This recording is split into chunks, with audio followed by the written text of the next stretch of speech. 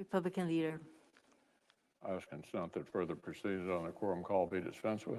Without objection. On Good Friday, the United States Capitol Police were subjected to another violent attack. Once again, our uniformed heroes wound up in harm's way. And Officer Billy Evans, a friend and favorite of many here on the Senate side, a faithful protector of the Capitol, was killed. Investigators are still assessing what drove the perpetrator to attempt this attack on the Capitol and whether domestic violent extremism played a role. He appears to have been captivated by the Nation of Islam, a racist, anti-Semitic extreme group under the openly hateful leader, Louis Farrakhan. His attack injured Officer Ken Shaver, and it stole away the life of Officer Evans from his children, Logan and Abigail, his mother, Janice, his entire family, and all of his friends and colleagues, decades too soon. Officer Evans was famous within the Senate for his friendly spirit and easy manner. He was the first face that many would see on their way to work here in the Capitol every day. His particular post often meant he was literally the first line of defense of the Congress, the interface between these grounds and the outside world. We could not have had a kinder, more likable ambassador at this junction, or a more faithful protector to keep us safe. It will be with tremendous grief, but tremendous gratitude that we'll welcome Officer Evans to the Capitol a final time tomorrow, where he will lie in honor in the rotunda. I think I speak for the entire Senate when I salute all of our U.S. Capitol Police officers for the heroism, courage, and resilience they displayed the Friday before last, and which they display every single day. The Senate and the nation are profoundly grateful for your selfless service. Now, on a completely different matter, the Senate returns today from its state work period. We got to meet with constituents in our home states and hear firsthand about their most pressing concerns. Unfortunately, back here in Washington, Democrats continue to roll out new reasons for the American people to worry. The week before last, the Biden administration unveiled their latest misleadingly titled legislation, this time under the supposed veil of infrastructure. The White House has lumped together a motley assortment of the left's priciest priorities. This plan would impose one of the biggest tax hikes in a generation when workers need an economic recovery. It would gut right-to-work protections for blue-collar workers. It would throw hundreds of billions at the far less green fads. They even want to include a special state and local tax provision designed to overwhelmingly benefit wealthy residents of blue states. Less than 6% of this proposal goes to roads and bridges. It's not remotely targeted toward what Americans think they're getting when politicians campaign on infrastructure. But instead of coming up with a better bill, Democrats have decided it's the English language that has to change. They're embarking on an Orwellian campaign to convince everybody that any government policy whatsoever can be labeled infrastructure. Liberals just have to believe in it hard enough. These Trojan horse tactics have become a pattern. Many of our Democratic colleagues are trying to rewrite 50 state election laws from here in Washington, mount a partisan takeover of the Federal Election Commission, but call the whole mess a, quote, voting rights bill, end quote. The White House claims about state election regulations keep getting disproven by fact checkers. But even so, some of the wealthiest and most powerful institutions in our country have bowed down to the fake narratives and decided to amplify the misstatements themselves. So look, Madam President, I'm as strong a supporter of the First Amendment and free speech as anyone in this body. I have been for many years. If people want to participate in debate through political speech, that's certainly their constitutional right, even if they fall for disinformation. But it's one thing to act like free speakers within a debate. It's very different to try to short circuit the debate, to shut down the debate through economic bullying of American citizens. The last 2 weeks also brought more troubling signs from our southern border. Last month closed with Customs and Border Patrol reporting the highest total for migrant apprehensions in nearly 2 decades. But while Republican senators traveled to the border, met with officials, and learned about the reality on the ground, the administration has preferred to inaccurately blame this recent spike on their predecessors. Finally, last week, the White House rolled out a new budget proposal. I've been a supporter of Secretary Blinken and other officials' tough talk with the People's Republic of China. And with Putin again massing forces on Ukraine's border, administration officials have been right to warn against further Russian aggression.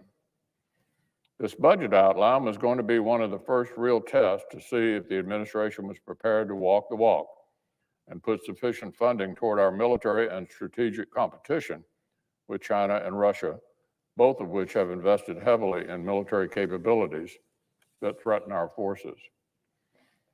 Unfortunately, for all the rhetoric, the president has asked Congress to break from the positive trajectory of the last 4 years and instead cut defense spending after inflation. That's going backward on national defense. This would undermine recent bipartisan progress, put the modernization of American forces in jeopardy, and help China toward their goal of overtaking the United States as the world's preeminent superpower. This budget proposal sent a clear signal to the rest of the world. And unfortunately, it suggests to our allies from Eastern Europe to the South China Sea that American resolve is far from guaranteed. On all these issues, there's broad and deep bipartisan interest in working together. Infrastructure legislation that actually focuses on infrastructure. Voting legislation that actually makes it easier to vote and harder to cheat. And funding legislation that provides the Pentagon with what it needs to keep up with China, Russia, and other adversaries. Legislation on all these topics have a track record of earning overwhelming bipartisan support. All these issues are ripe for regular order, bipartisan work if the president and our Democratic colleagues are interested in going about them in the right way. But if the administration decides to reprise their tactics from February and March, if Democrats just declare our way or the highway, we'll know they have chosen to create political controversies rather than make progress for American families.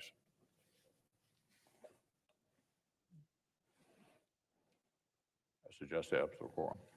Clerk will call the roll. Ms. Baldwin.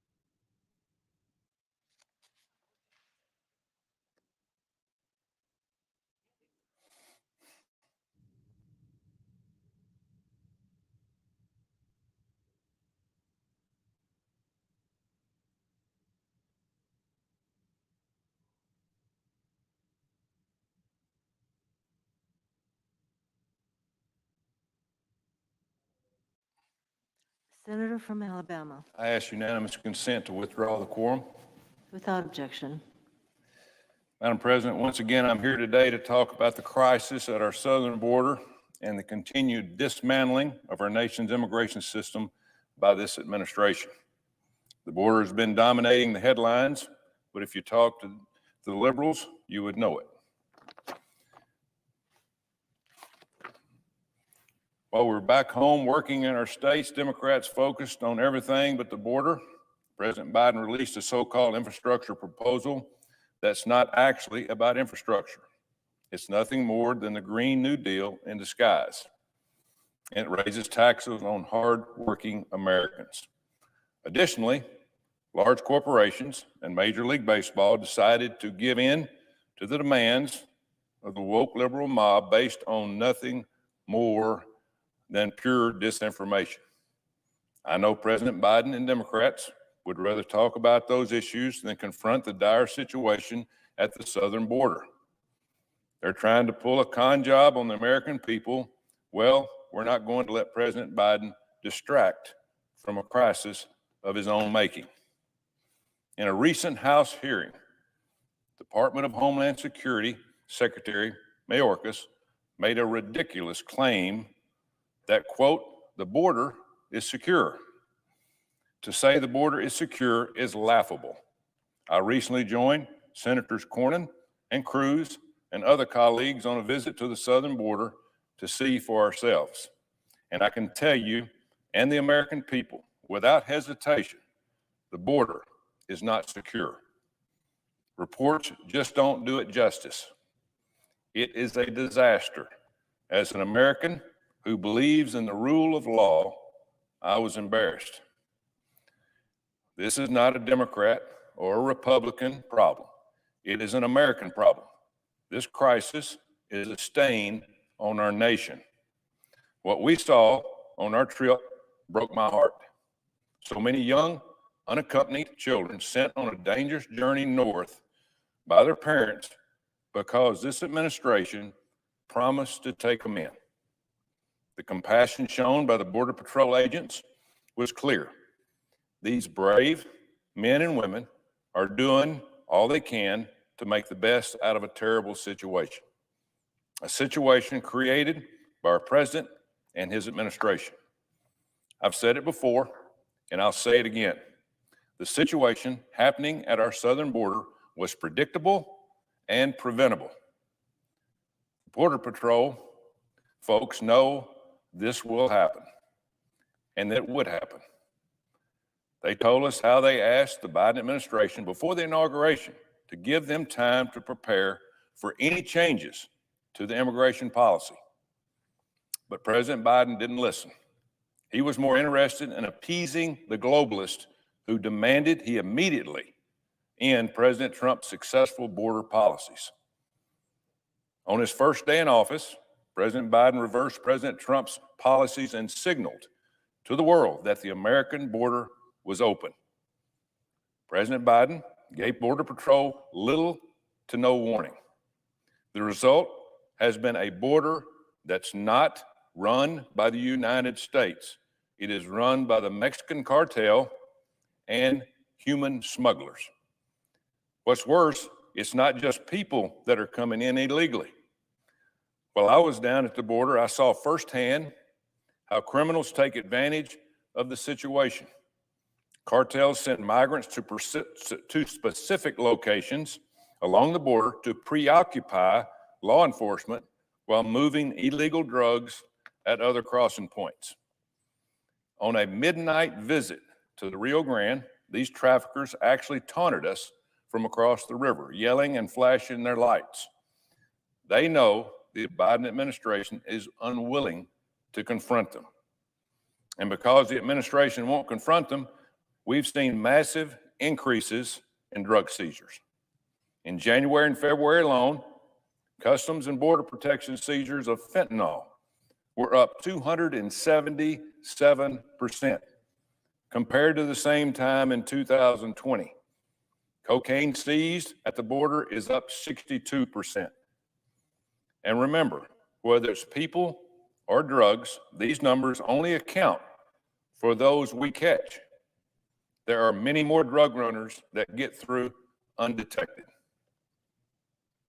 Secretary Mayorkas has said the administration goal is safe, legal, and orderly immigration system. Well, so far, he and they have failed on all three. The immigration system under the Biden administration is not safe. By encouraging migrants to come to the border, President Biden has empowered the drug cartels and coyotes who prey on desperate people. According to Mexican intelligence assessments, it cost an unaccompanied Central American minor between $3,000 and $10,000 to secure across to be secured across the U.S. border. An open border also invites wolves in sheep's clothing. According to Customs Border Patrol Protection, at least 4 people have been arrested in the last few months at the border who match names on the FBI's terrorist screening database. There's no doubt those who wish harm will take advantage of this crisis to infiltrate our country. The Biden administration also is not enforcing the laws written by Congress. That's why I joined with 39 of my Republican colleagues to send a letter to the Nonpartisan Government Accountability Office to investigate President Biden's unilateral decision to freeze funds for the border wall. Congress specifically appropriated funds for the border wall construction. I believe the president's actions infringe on Congress's constitutional power of the purse. I hope the GAO will quickly look into this so we can begin to restore border security. Finally, the immigration system under the Biden administration is not orderly. In fact, it's chaotic. Our Border Patrol agents are overwhelmed. In March of this year, Border Patrol arrested more than 170,000 migrants crossing the border illegally. That's the worst month in 15 years. To put that in perspective, for the folks back home, that means there are more illegal migrants rushing our border in 1 month than the entire population of Lee County, Alabama, where I live. Last month, more than 18,700 unaccompanied minors were taken into custody by the Border Patrol. That's double the number they encountered in February. This chaos is due entirely to President Biden's careless words and foolish policies. The Biden administration is content to let all who come here illegally stay. That is a recipe for disaster. The result is a border catastrophe. I've spoken previously about common sense actions to secure the border, such as continuing to build a wall and reinstated migrant protection protocols. Here's one more. I recently introduced a bill that would require DHS to issue a notice to appear, called an NTA, to every migrant that is processed at the border. We cannot continue to release illegal immigrants into our country without establishing some accountability, such as a date for immigration court. At best, it hurts who came to this country actually looking to plead their asylum case. At worst, it's given a free rein to those who enter our country illegally. The Biden administration says they want humane and compassionate improvements to our immigration system. Releasing someone without an NTA is neither. My bill also requires the Department of Homeland Security to revoke any status and work authorization from a migrant who doesn't show up for their court date. This mandate will curb the pull factors embedded in our immigration system and cut down on incentives for illegal immigration. It's a small but meaningful step. It's about restoring integrity in our immigration system. President Biden has made weak attempts to turn back the tide of migrants, even telling them, quote, "Don't come." President Biden's actions speak louder than those two feeble words. Well, Mr. President, as we say in Alabama, you're a day late and a dollar short. My Republican colleagues and I will continue to demand action from the president on this crisis on behalf of the legal citizens of the United States of America. I stand ready to work with the president and his administration on common sense solutions, secure the border, strengthen national security, and protect the American people. Madam President, I yield the floor. Madam President. Senator from Wyoming. Thank you, Madam President. First, Madam President, I'd like to associate myself with the refined remarks of the senator from Alabama, because I too come to talk about the crisis on our southern border. The senator from Alabama and I traveled together along with Senator Cruz and Senator Corden. Just a few weeks ago, we had, I think, a total of 19 senators that went to see the crisis firsthand. And in fact, it's not just one crisis, as the senator from Alabama and I have both spoken about. It's a double crisis. It's a national security crisis as well as a humanitarian crisis. We went on a midnight patrol. And what did we see at midnight? Well, we saw and we heard. Not just did we see the lights on the other side of the Rio Grande, we heard the cat calls from traffickers who were taunting our U.S. Border Patrol agents, saying in Spanish, "You cannot stop us now." That is what we're hearing from the criminals and the traffickers across the Rio Grande. We saw signs on the ground directing migrants to the facilities where they will then turn themselves in.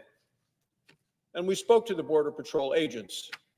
They told us that their jobs got an awful lot harder on January 20th, which was the day Joe Biden became president of the United States. President Biden flipped over the sign and sent the clear message around the world that said the United States border is now wide open.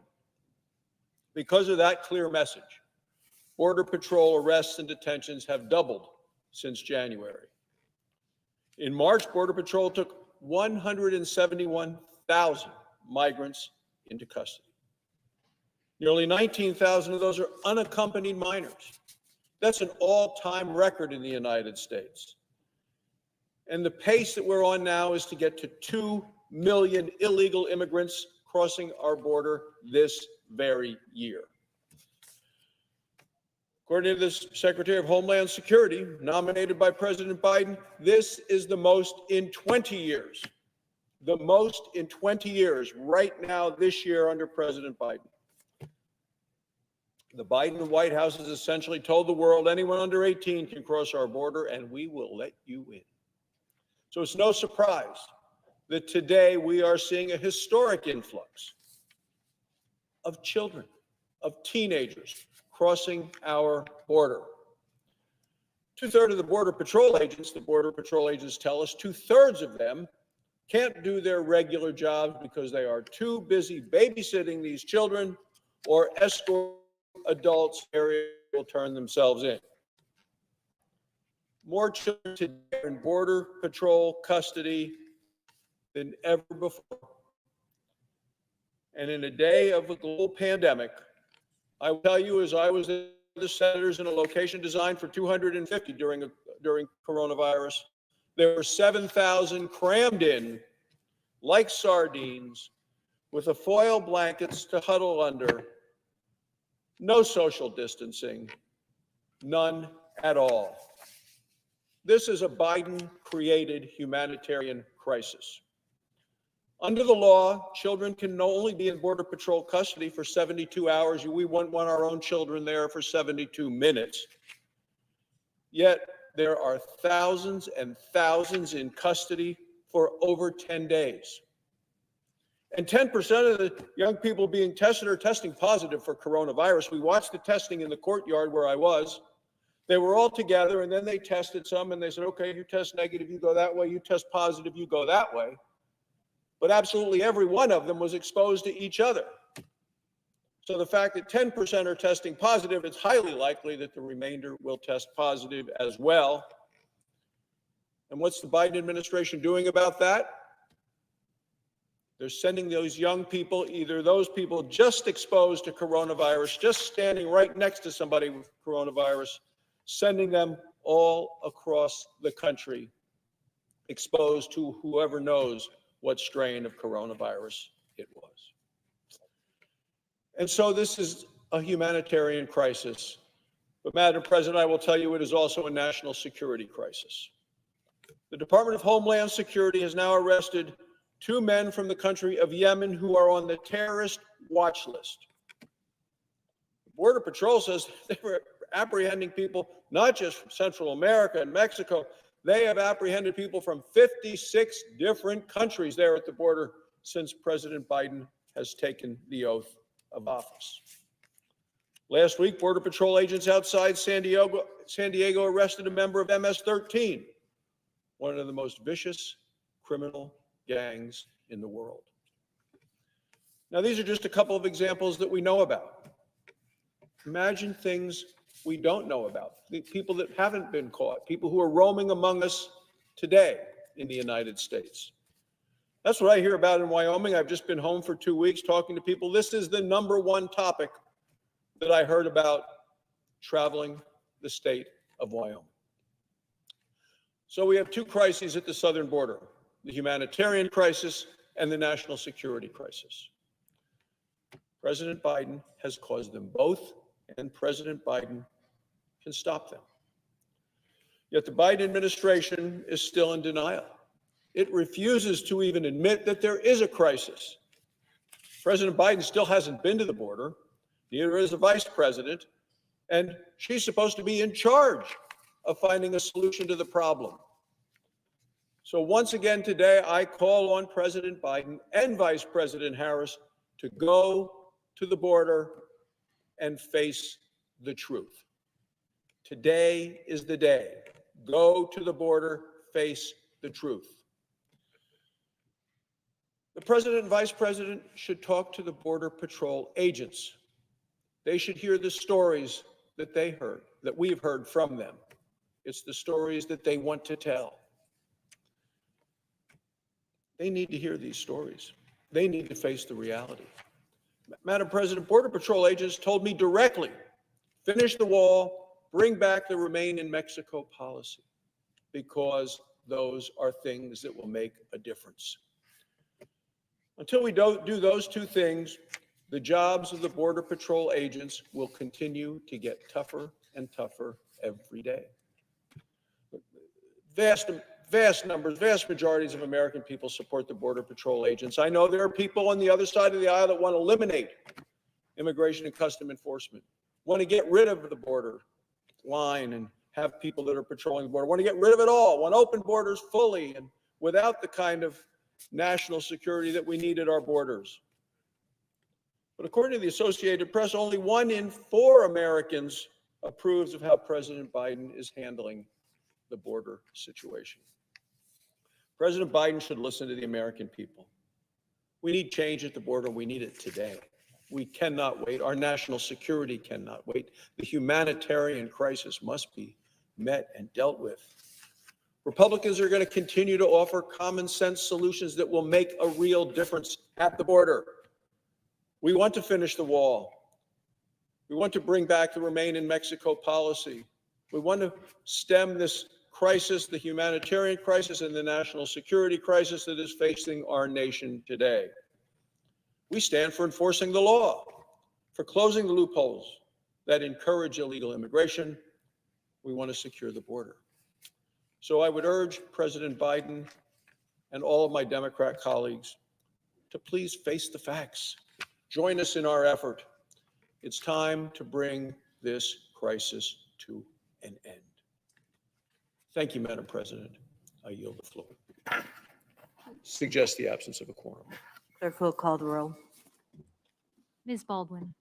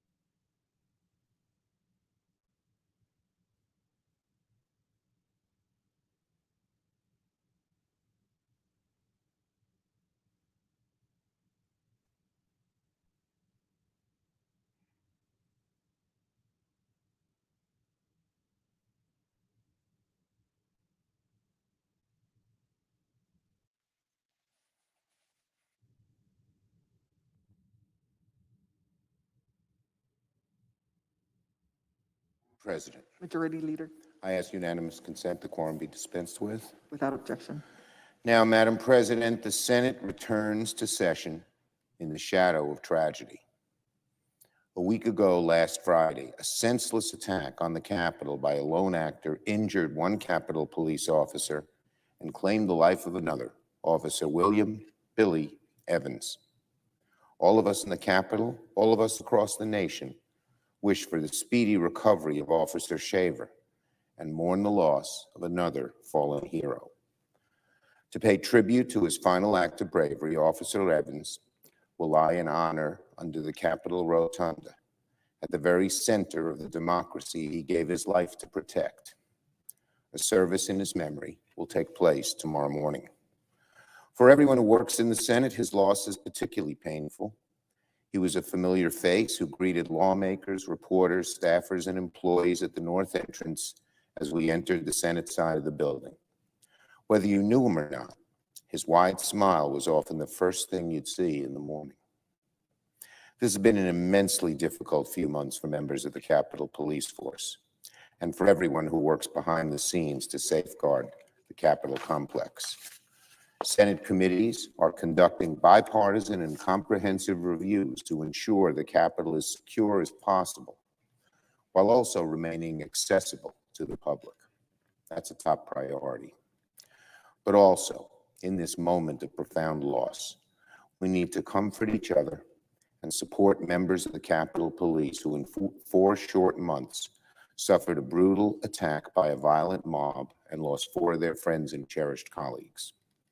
We must never, never take for granted the work they do day in and day out to guard this citadel of democracy. I'll have more to say tomorrow when we pay tribute to the life of Officer Evans. For now, I wish to extend my deep condolences to his friends and family, especially his 2 young children, and everyone whose lives were enriched by knowing this incredible, incredible public servant. Now, on an entirely another matter. As the Senate returns to work this week, we're going to pick back right up where we left off, aggressively filling the Biden administration with well-qualified nominees and pursuing timely legislation that meets the needs of the American people. This week, the Senate will vote on the nominations of Polly Trottenberg to serve as Deputy Secretary of Transportation, Wendy Sherman to serve as Deputy Secretary of State, Gary Gensler to serve on the Security and Exchange Commission, and Brenda Mallory to be a member of the Council on Environmental Quality. Each is exceptionally well qualified for their respective position, and each, I expect, will receive bipartisan support here on the floor. And I'm particularly proud of Polly Trottenberg, who was my legislative director and legislative assistant on transportation, I believe for it was 9 years. She then served as Commissioner of Transportation in New York City. And one of the things, of course, Madam President, that I talked to her about regularly was getting Gateway, our much-needed tunnel built under the Hudson, so needed by New York, New Jersey, and the entire Northeast corridor. The Senate will also debate on legislation from Senator Hirono and Representative Meng to address the surge of anti-Asian hate crimes during the COVID pandemic. Over the past year, we've read horrible accounts of violence and discrimination against Asian Americans, spurred on by ignorance and xenophobia, and the vicious slander that blames the Chinese people for COVID-19. Slander that was often encouraged and repeated so regrettably. I so regret that a president would stoop to that level. But it was encouraged and repeated by the former president, who seems to almost revel in advancing bigotry. Sadly, the recent spate of anti-Asian violence is not a new chapter in American history.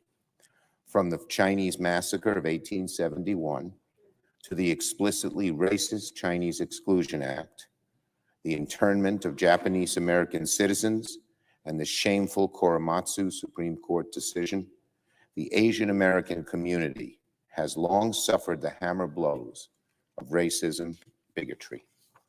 We cannot let this new surge which contains echoes of these violent chapters in our history, go unaddressed.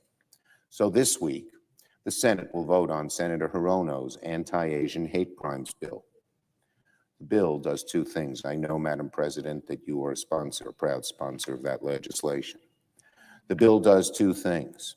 First, it tells the Department of Justice they need to make consideration of these hate crimes a top priority during this pandemic.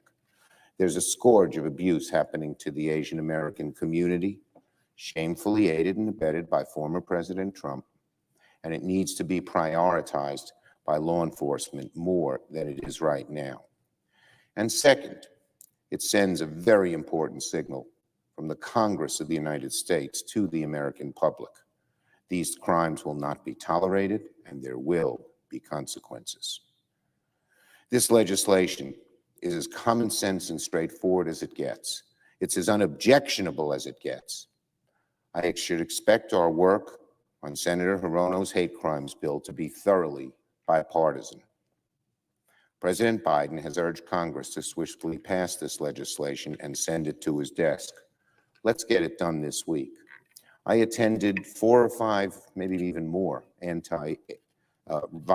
rallies against anti-Asian violence. And I was heartsick to hear stories. An elderly man just afraid to walk out on the street, that he might be ridiculed, spat upon.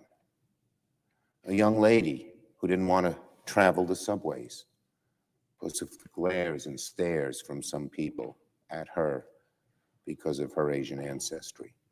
And the story could be repeated over and over again, and unfortunately, this bigotry often ended in violence. We must stop it as Americans. We all know, every one of us, that racism against one is racism against all.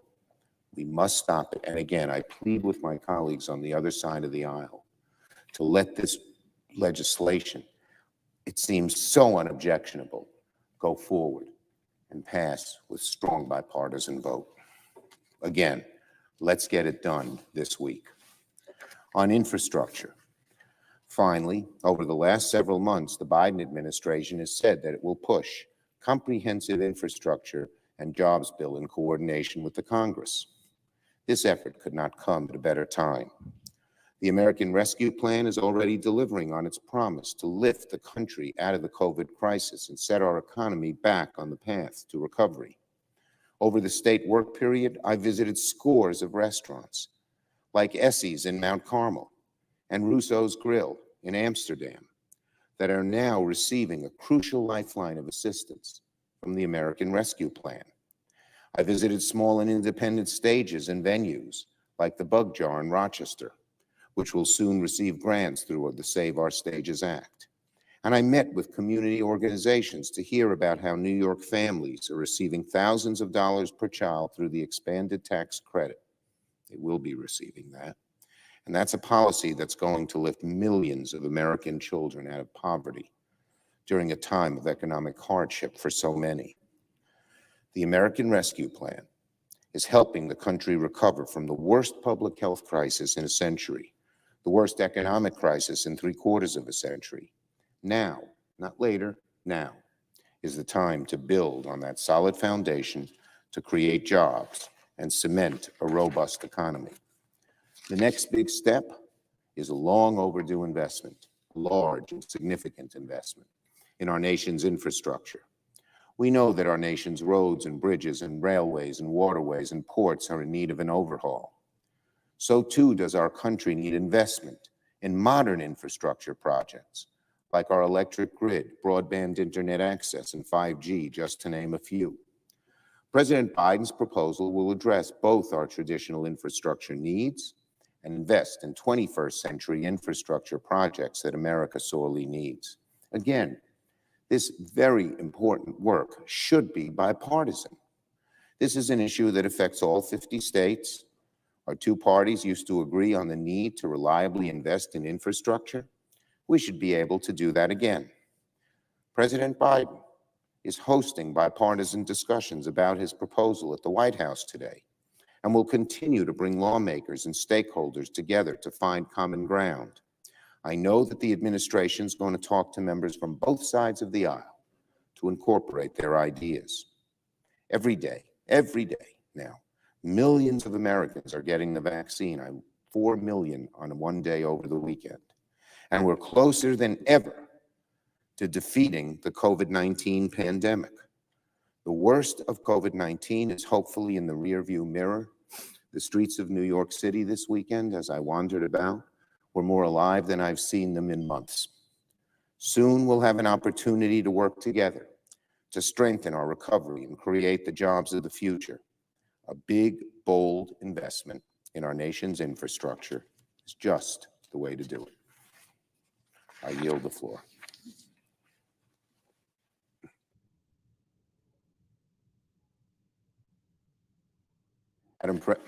Madam President, Majority Leader. as if in legislative session, I ask unanimous consent the Senate proceed to the consideration of H-Con Res 27, which was received today, excuse me. The clerk will report. House Concurrent Resolution 27, permitting the remains of the late United States Capitol Police Officer William F. Evans to lie in honor in the rotunda of the Capitol. Is there objection to proceeding to the matter? Without objection, the Senate will proceed. Madam President, I ask unanimous consent the concurrent resolution be agreed to and the motion to be reconsidered be considered made and laid upon the table with no intervening action or debate. Without objection. Madam President, as if in legislative session, I ask unanimous consent the Senate proceed to the consideration of H-Con Res, which was received today. 28, H-Con Res 28, which was received today. The clerk will report. House Concurrent Resolution 28, directing the architect of the Capitol to transfer the catafalque situation in the Capitol Visitor Center to the rotunda of the Capitol for use in connection with services conducted for United States Capitol Police Officer William F. Evans. Is there objection to proceeding to the matter? Without objection, the Senate will proceed. I ask unanimous consent the concurrent resolution be agreed to and the motion to be reconsidered be considered made and laid upon the table with no intervening action or debate. Without objection. Yield the floor.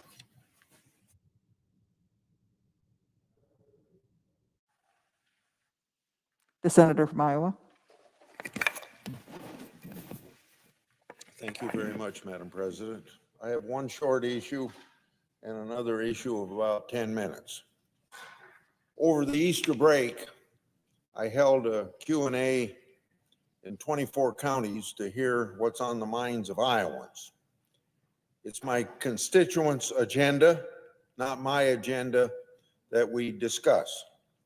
From my cattle market transparency bill to the Second Amendment gun issues, COVID-19 vaccines, and the crisis at the southern border, Iowans are always up to date on the issues most important to them.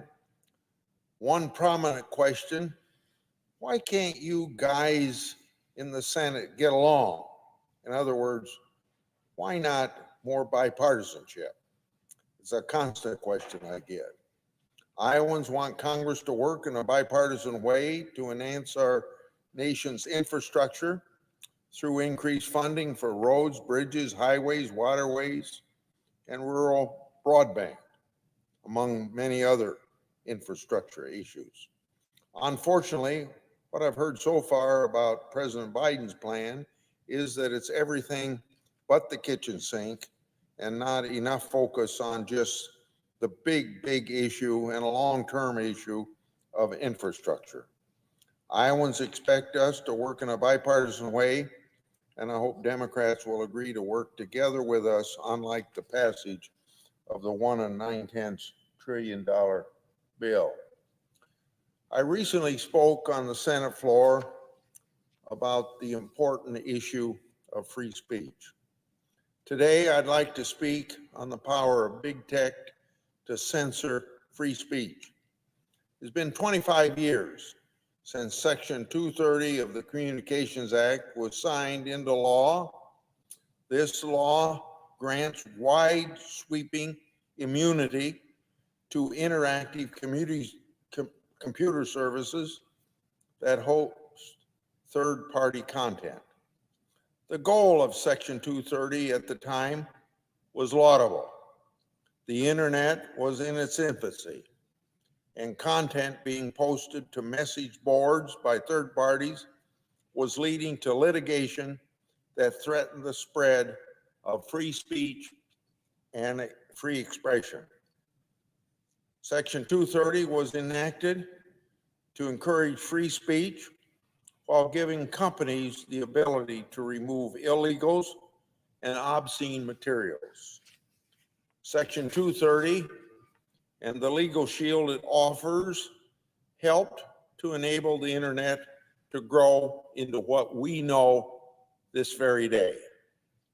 However, interactive computer services are no longer struggling companies, but some of the largest corporations in the world today.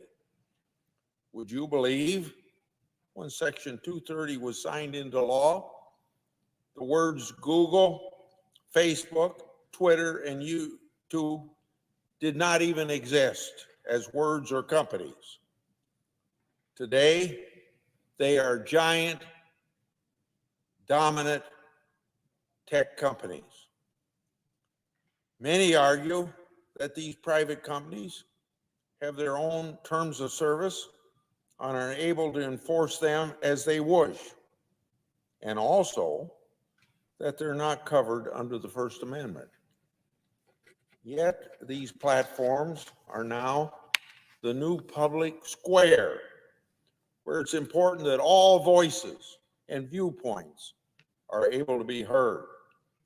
With the immunities that these companies have and the importance of dialogue on their platforms, arguably, they're in effect state actors, and therefore, First Amendment protections should apply to user-generated content. The size and power of these companies also contributes to their ability to censor speech and undermine the First Amendment. Google controls 87% of search. Facebook has 2.8 billion monthly active users. 500 million tweets are sent on Twitter each day. And over 1 billion hours of videos are watched on YouTube every day. When a company has monopoly power, it no longer is constrained by normal market forces. If these platforms had competitors, consumers could choose alternatives when they disagree with the terms of service or moderation policies.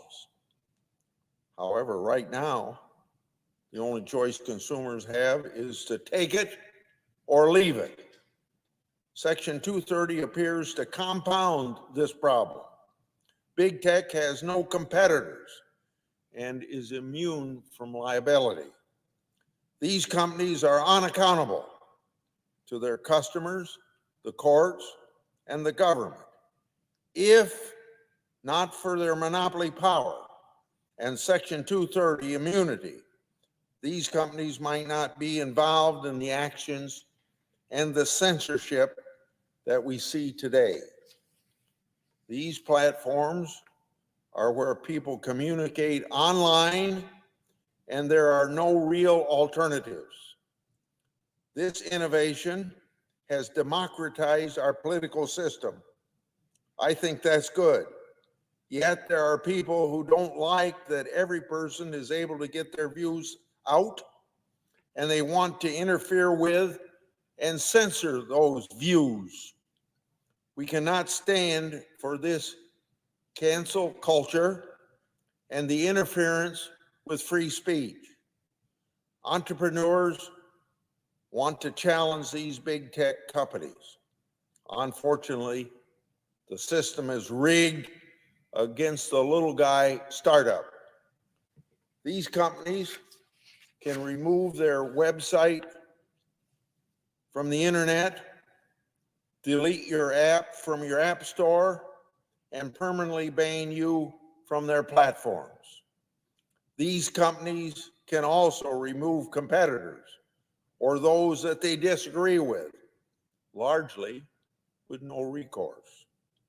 Millions of small business owners use tech platforms to operate their business. It's been a big boost to our economy over the last 25 years. Many business owners have been censored, banned, and demonetized.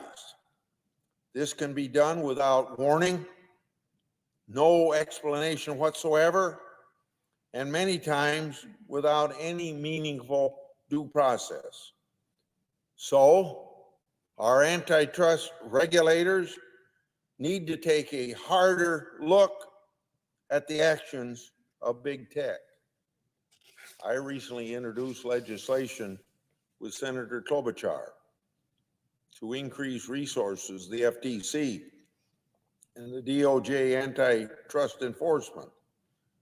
This legislation would provide an immediate boost to these agencies' effective competition responsibilities. Right now, there are essentially 5 companies within just the United States that determine what can and cannot be viewed by the American public. It's becoming increasingly clear that these companies are more beholden to cancel culture and not to the free speech principles that this country was founded upon.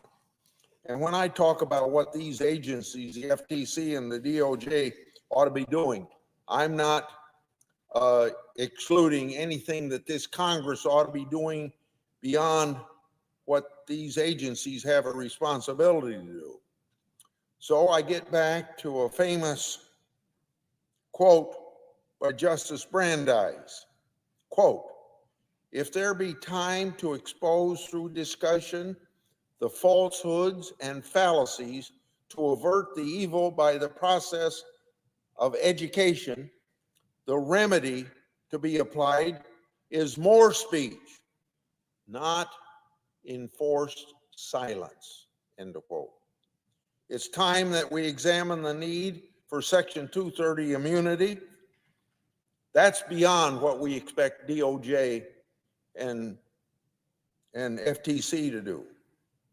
So examine the need for Section 230 immunity and to what extent these tech companies are abusing their monopoly power. It's time that these companies stop arbitrarily deciding what speech is acceptable for our country and the 335 million Americans. I yield the floor.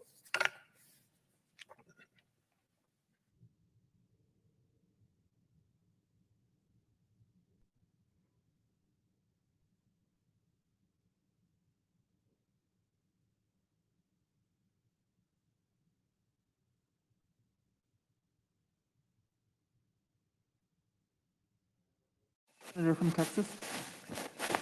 Madam President, I was grateful for the opportunity, like I'm sure we all were, to be back home for the last 2 weeks for the state work period and to talk to our constituents. Some of my conversations, and I suspect I'm not alone, some of these conversations were virtual, but most of us are glad to get back to whatever the next normal is and have more and more human interaction rather than the isolation and, frankly, some of the anxiety that comes along with being kept apart. We're social animals, we human beings, and we thrive on and we, I believe, need that kind of interaction. But so far this year, most of it has been virtual.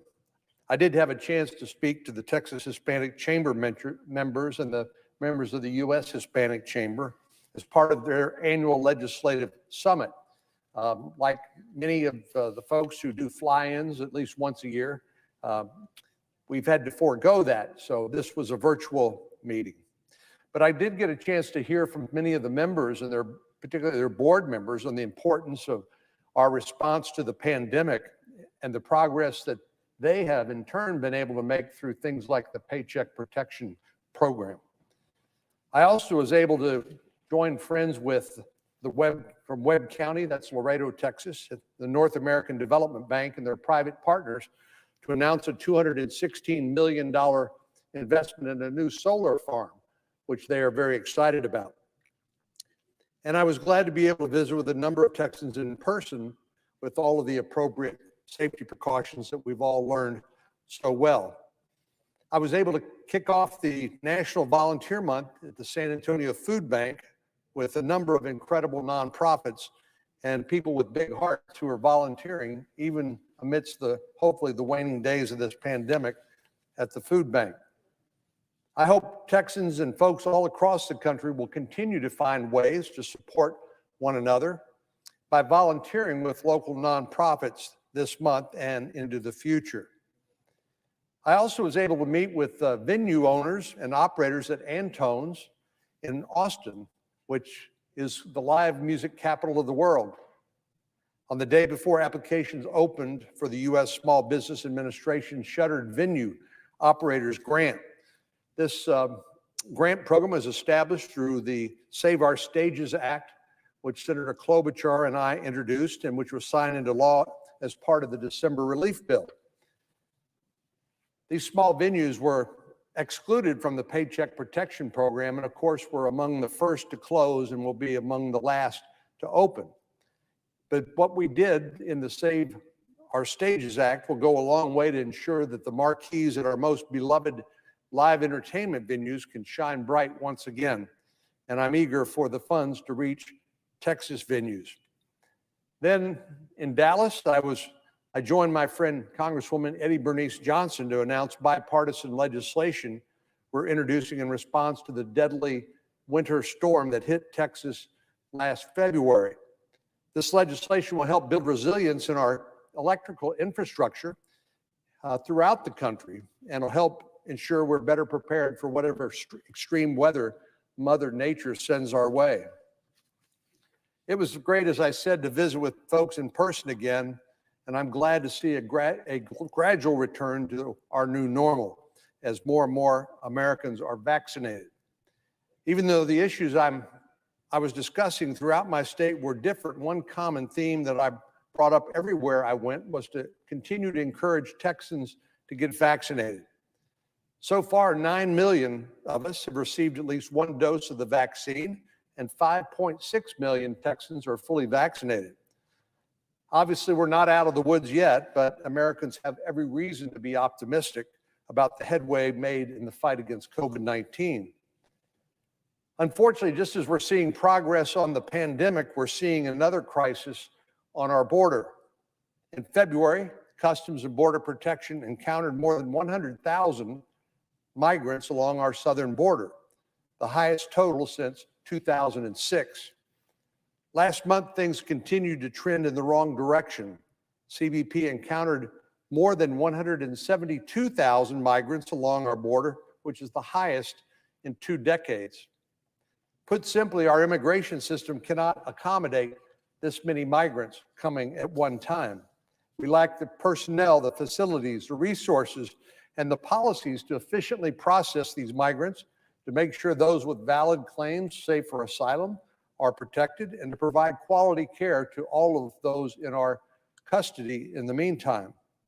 That's true for adults and family units, but especially for the alarming number of unaccompanied children. In the summer of 2014, we saw a similar spike in children arriving at our border, which President Obama called a humanitarian crisis. It absolutely was. Between October 2013 and September 2014, more than 68,500 unaccompanied children entered the United States. We're only halfway through fiscal year 2021 and are already reaching that total, with more than 48,500 migrant children having crossed our border just in the last 6 months. Nearly 19,000 of these children came last month alone, the highest monthly total on record. Putting that in perspective, almost 19,000 children in 1 month. That's roughly enough to fill every seat in the AT&T Center in San Antonio, where the San Antonio Spurs play. There are grave, cascading consequences to this flow of humanity coming across our border. It obviously impacts these children, as well as the communities and organizations that care for them, and of course, the criminal organizations that smuggle people into the country, along with illicit drugs. They're getting richer in the process. Over the last several weeks, I've spent time in these communities that are managing this crisis to learn more about the challenges that they face. Last month, my friend Henry Cuellar, congressman from Laredo, Texas, and I visited the Carrizo Springs Influx Care Facility, which is one of the shelters that houses young boys aged 13 through 17. We heard from the men and women who run the shelter, as well as stakeholders in Laredo, elected officials and others, NGO representatives. We heard from them about the mounting challenges of this crisis. I visited 3 additional facilities in Midland, Dallas, and Houston during this last work period, and I saw the incredible ways that these communities and the non-governmental associations are caring for migrant children. Let me just say, Madam President, we all recognize our obligation to treat these children and these migrants humanely while they are here in our country.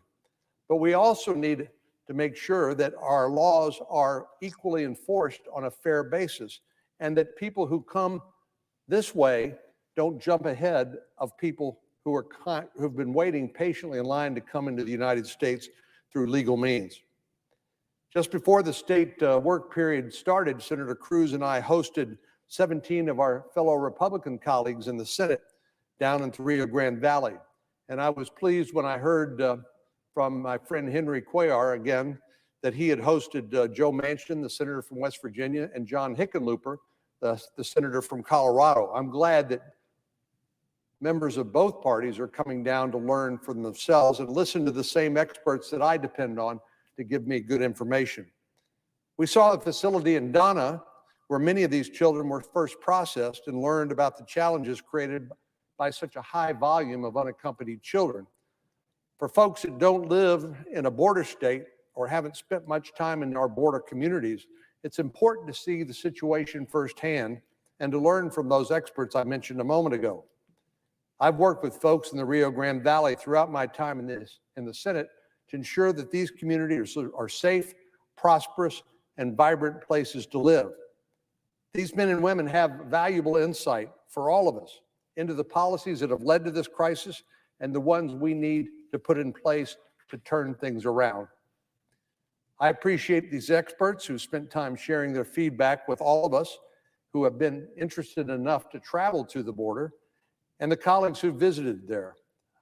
I'm glad our colleagues were able to see and learn more about the unique challenges facing these communities and our nation when it comes to uncontrolled, overwhelming masses of humanity. To read news stories about the thousands of children that are brought to the United States alone is heartbreaking.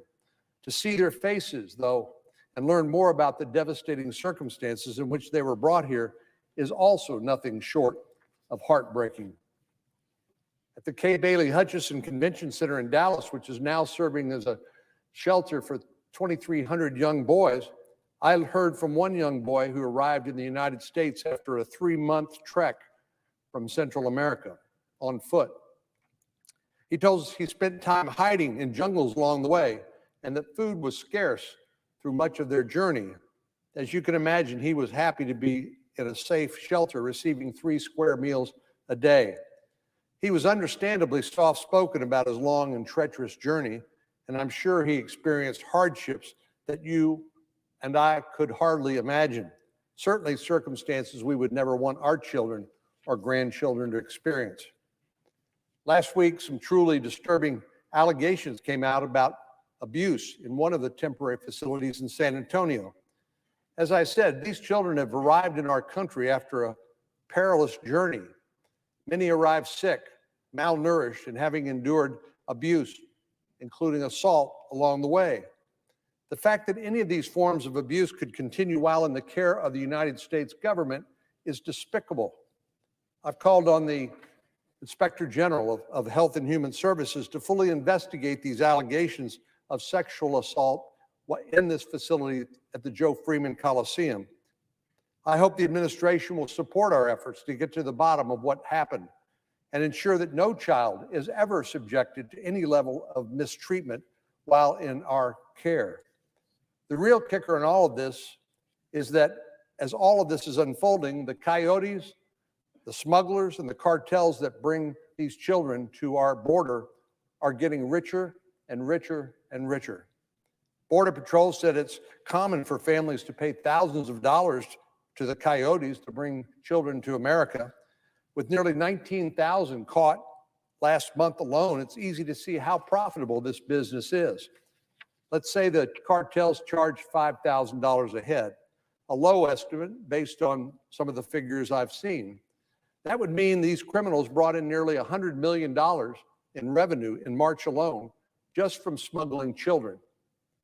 These cartels, these transnational criminal organizations, tactics include dropping children as young as 3 years old over the top of a 14-foot segment of the border wall, or allowing a 6-month-old child to be thrown from a raft into the Rio Grande River to divert Border Patrol while they attempt to rescue so they can get on their way. This has to stop, Madam President.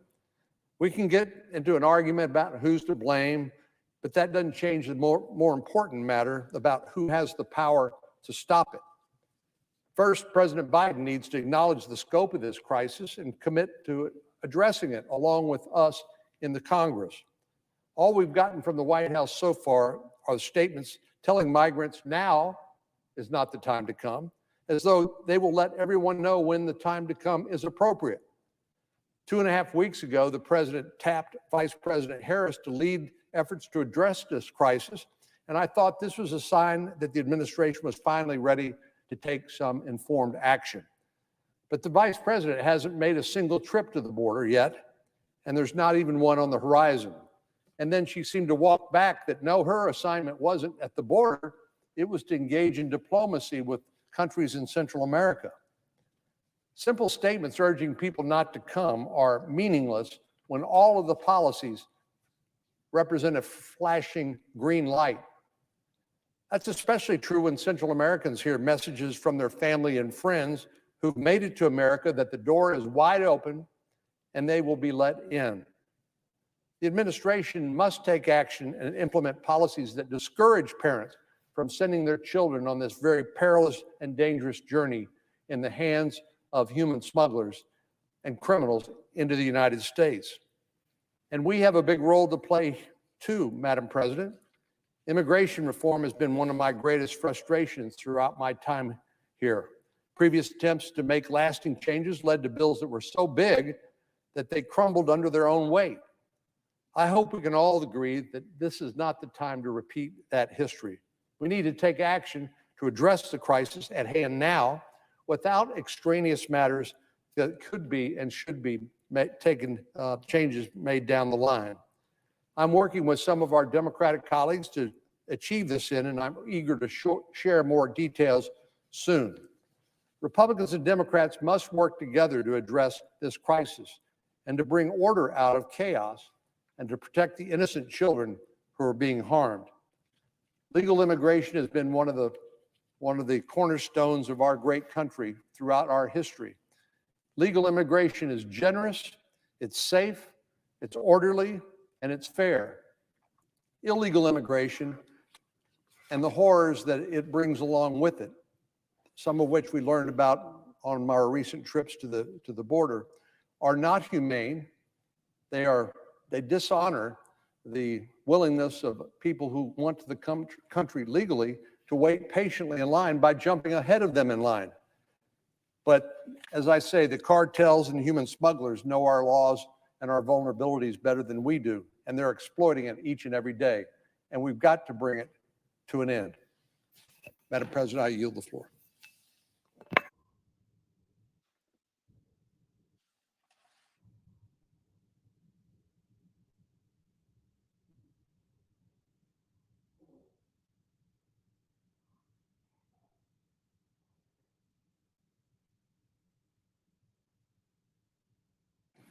Madam President. You're from Pennsylvania? Oops, Ohio, sorry. Close enough. Thank you, Madam President. I'm here on the floor of the Senate this evening to talk about our shared national priorities for addressing the nation's infrastructure needs and my concerns, really deep concerns, about the plan the Biden administration has outlined, and specifically the way they intend to pay for it. I don't think there's a single member in this chamber who does not recognize the need for us to invest in upgrading America's aging infrastructure. Our network of roads, bridges, ports, railroads, and more have played an integral role over the decades in growing our world-class economy. Yet according to a 2019 report, the most recent one we have from the World Economic Forum, the United States now ranks only 13th in the world on infrastructure, based on factors like the quality of our roads, how efficient our trains are, and access to electricity and water. So we can and should do more to improve our infrastructure, particularly as competitors like China make substantial investments in their own infrastructure every year. And we can do so in a bipartisan way, just as we have always done. In fact, last Congress, the Senate Environment and Public Works Committee approved bipartisan infrastructure legislation by a unanimous vote of 21-0. That was just last Congress, 21-0. This bipartisan approach last Congress totaled $287 billion, a substantial amount, and one we had yet to figure out how to pay for. The current transportation bill that's in place, the so-called infrastructure bill from a few years ago, is about $310 billion. Yet even as we have to figure out how to fund the bipartisan $287 billion package for roads and bridges from last year, a substantial amount in its own right, the Biden administration recently introduced its own infrastructure plan that totals $2.7 trillion, almost 10 times as much. At the core of this Biden administration proposal is $620 billion in infrastructure broadly defined. It's a generous definition of roads and bridges and other physical transportation and water components that have traditionally been considered infrastructure. So a generous definition would be that out of the $2.7 trillion, $620 billion could be called infrastructure, based on the way Republicans and Democrats alike have always looked at it. And again, that would include water, electricity, other forms of transportation, not just roads and bridges. So about 20% of the Biden administration infrastructure bill actually fits the bill. The reason the overall package costs $2.7 trillion is because they have included a broad set of liberal priorities that are a far cry from what has ever been defined as infrastructure by either Democrats or Republicans. So I guess knowing the popularity of infrastructure, and it is popular, people want to see their roads and bridges repaired, the Biden administration has simply redefined the word to include hundreds of billions of dollars of spending on priorities like healthcare, federal office buildings and other facilities, research and development, electric vehicle manufacturers, and more. According to the Biden administration, paid leave is now infrastructure. Childcare is now infrastructure. Caregiving is now infrastructure. While many are worthy causes and should be debated and voted on separately, they don't belong in infrastructure bills. This approach is troubling to me, and I know to many of my colleagues, some on both sides of the aisle, because it's a continuation of the raw partisanship that defined the latest COVID-19 spending package back in March. Rather than work to find good faith negotiations with Republicans to craft a package that could gain bipartisan support, the Biden administration and Senate Democrats apparently are once again looking into potentially using reconciliation to jam Republicans, to pass another $1 trillion plus spending bill with a simple 50-vote majority. And like COVID-19, infrastructure has always been bipartisan. So if you can't be bipartisan on COVID-19 and you can't be bipartisan on infrastructure, what can you be bipartisan about? This partisan approach, by the way, is the opposite of what President Biden pledged on the campaign trail and in his inauguration address. In his inaugural address, he talked about the need to get back to more bipartisanship and urged unity. I agreed with that assessment and said so at the time. Unfortunately, He has apparently listened to the more strident voices in his party and has gone down the partisan path. As with the $1.9 trillion COVID spending package last March, the end result could be another spending bill that is far higher than it needs to be at a time of record debt and deficits, and another partisan bill that further divides us at a time when we are already too divided. In fact, about a quarter of the Biden plan is not paid for at all, taking us further into debt. But even more troubling to me is that the Democrats plan to pay for roughly $2 trillion of this plan with massive tax increases on American workers and consumers, and by making us less competitive in the global economy. This would completely reverse the progress we've made over the past few years in making America competitive again. Thanks to the 2017 tax reforms that the Biden proposal would largely dismantle, in the couple of years before COVID-19, we saw record growth in jobs and wages, with the lowest poverty rate since the federal government started keeping track of it 60 years ago. In promoting the Biden tax increases, Treasury Secretary Janet Yellen claims we need to reverse the 2017 tax reforms because they encouraged businesses to move jobs out of the country. The reality is just the opposite. The 2017 tax reforms stopped the so-called corporate tax inversions, which caused American companies to become foreign companies and move jobs and investment out of America because of our uncompetitive tax laws. This happened to a number of companies in Ohio and in every state practically represented in this chamber. The 2017 reforms also stopped the lockout effect that kept foreign profits of U.S. companies overseas. They weren't bringing the profits back. Instead, $1.6 trillion in overseas earnings has come back to the United States and was invested right here at home. Most importantly for working families, 70% of the savings from the corporate tax cuts went into workers' wages, contributing to 19 straight months of wage growth of over 3% annually that we enjoyed before the pandemic. This wage growth was really welcome in my home state of Ohio, where we'd had lower wages or flat wages for more than a decade. And by the way, who benefited most from this wage increase? 19 straight months of wage increases, lower and middle income workers. Exactly what should have been happening. Thanks to the 2017 reforms, the largest U.S. companies also increased their domestic research and development expenditures by 25%, which amounts to $707 billion more R&D. And they further increased capital expenditures by 20%, aided by this return of foreign profits. All of this U.S. investment, job creation, and new R&D would be put at risk by these proposed tax hikes.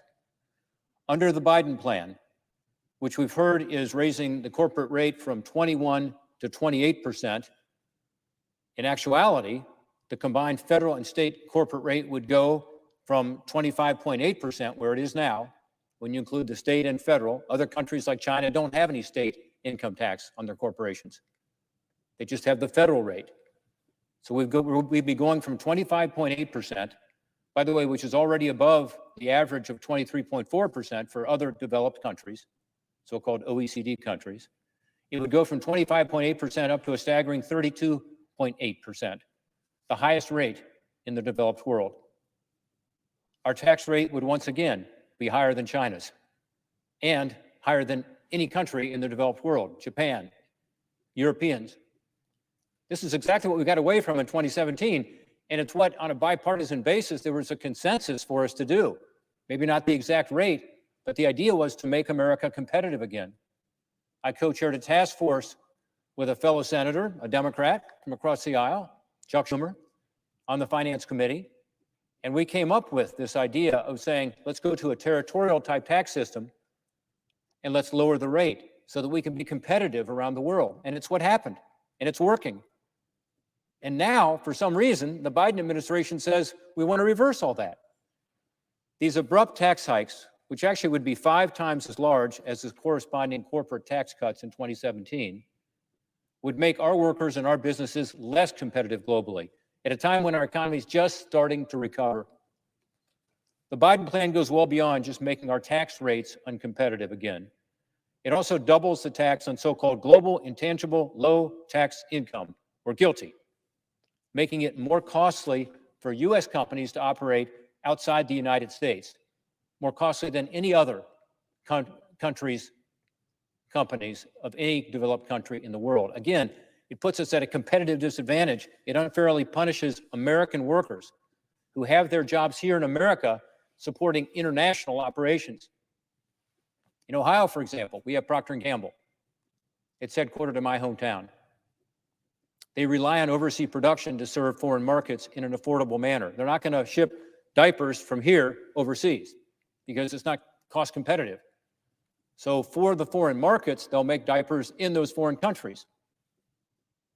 However, by doing so, they employ thousands of Ohioans and others around this country who support those international sales. So all the back office work, the sales work, the research and development, and so on, is done here. The proposed Biden tax increases would make such companies uncompetitive overseas, resulting in us losing markets there and losing U.S. jobs. And remember, no other developed country in the world does this except us. No other country taxes these companies on their foreign profits. We got away from that on purpose, and we essentially established a minimum tax, which, again, hardly any country in the world has, but we wanted to have some balance here. Now, under this proposal from the Biden administration, that tax would be more than doubled. It's going to hurt us. The Biden administration also proposes to eliminate a provision regarding what's called Foreign Derived Intangible Income, FDII. In 2017, we put FDII in place for a very simple reason, and there seemed to be a consensus about that, which is to provide a carrot to U.S. companies to do their research and development here in America. It incentivized companies to bring that research back and to keep that research here. It worked to create high-skill and high-wage jobs. For example, Google, Cisco, Facebook brought all of their intellectual property home, all of their IP home. And we hear from other U.S. companies like Intel and Disney who say they kept their IP in the United States due to this tax law change. Why would we want that to go overseas? The Biden administration claims that it wants the United States to be more competitive, yet these proposed tax increases do just the opposite. It makes no sense that while China and other countries are increasing subsidies to businesses that innovate, the United States would be punishing our workers and global companies, making them less competitive. In what amounts to an astounding admission of how deeply flawed these proposals are, when Treasury Secretary Janet Yellen announced a proposal to increase taxes we've just talked about, she actually went out of her way to make a plea to other countries around the world. She asked them to raise their own corporate tax rates, to increase their own taxes, to ensure, as she said, a more level playing field. Understanding the nature of the intense global competition, our competitors are doing just the opposite. It's naive to think that because we're going to raise our taxes and ask them to do the same, that they would do that. They want more of the jobs and investment in their country. In fact, just this past week, the finance minister of Ireland, when asked about this, said, no, they have no interest in raising taxes. And Ireland is one of those countries that's made themselves competitive and resulted in our tax law changes because they were taking jobs away from us. And now we were bringing this IP and these jobs back. Ireland, China, these other countries, they're going to continue to lower barriers to attract capital and jobs. It's wishful thinking at best to think because we're going to raise our taxes, they're going to raise theirs. The Biden plan would mean America standing alone atop the corporate tax rate chart among all developed countries, standing alone, leaving our businesses and workers to suffer the cost. A fact borne out from multiple studies, including from the nonpartisan Congressional Budget Office, that shows that it is workers who bear most of the burden of higher taxes in the form of lower wages and lost jobs. It's not the corporations, it's the workers. As I said before, there's a clear need for us to reinvest in American infrastructure. I think we can all agree at that. Republicans and Democrats alike want to do it. And right now in the key committee of jurisdiction, by the way, the Senate Environmental and Public Works Committee, bipartisan negotiations are ongoing.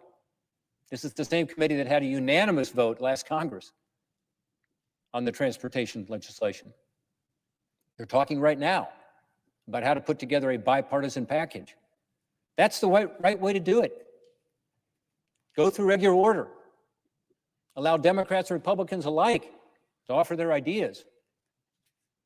There's also a group of Republicans and Democrats outside of the committee who have met and are looking for a more sensible way forward. I'm among that group. There are others as well.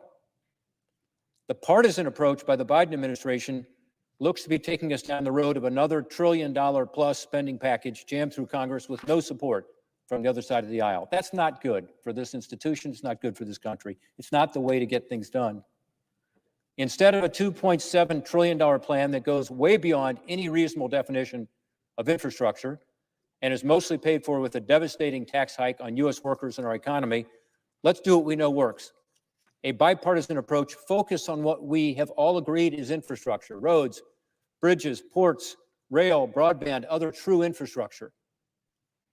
I believe if we take that more targeted approach, we can build on the bipartisan frameworks this Congress has achieved in recent years and work together to find common sense ways to fund infrastructure legislation, including user fees, which is what we've always used in the past, without resorting to partisan tax hikes, which reduce the competitiveness of U.S. workers, U.S. companies, and undermine investment in our country. I hope we take that better approach. I yield back my time.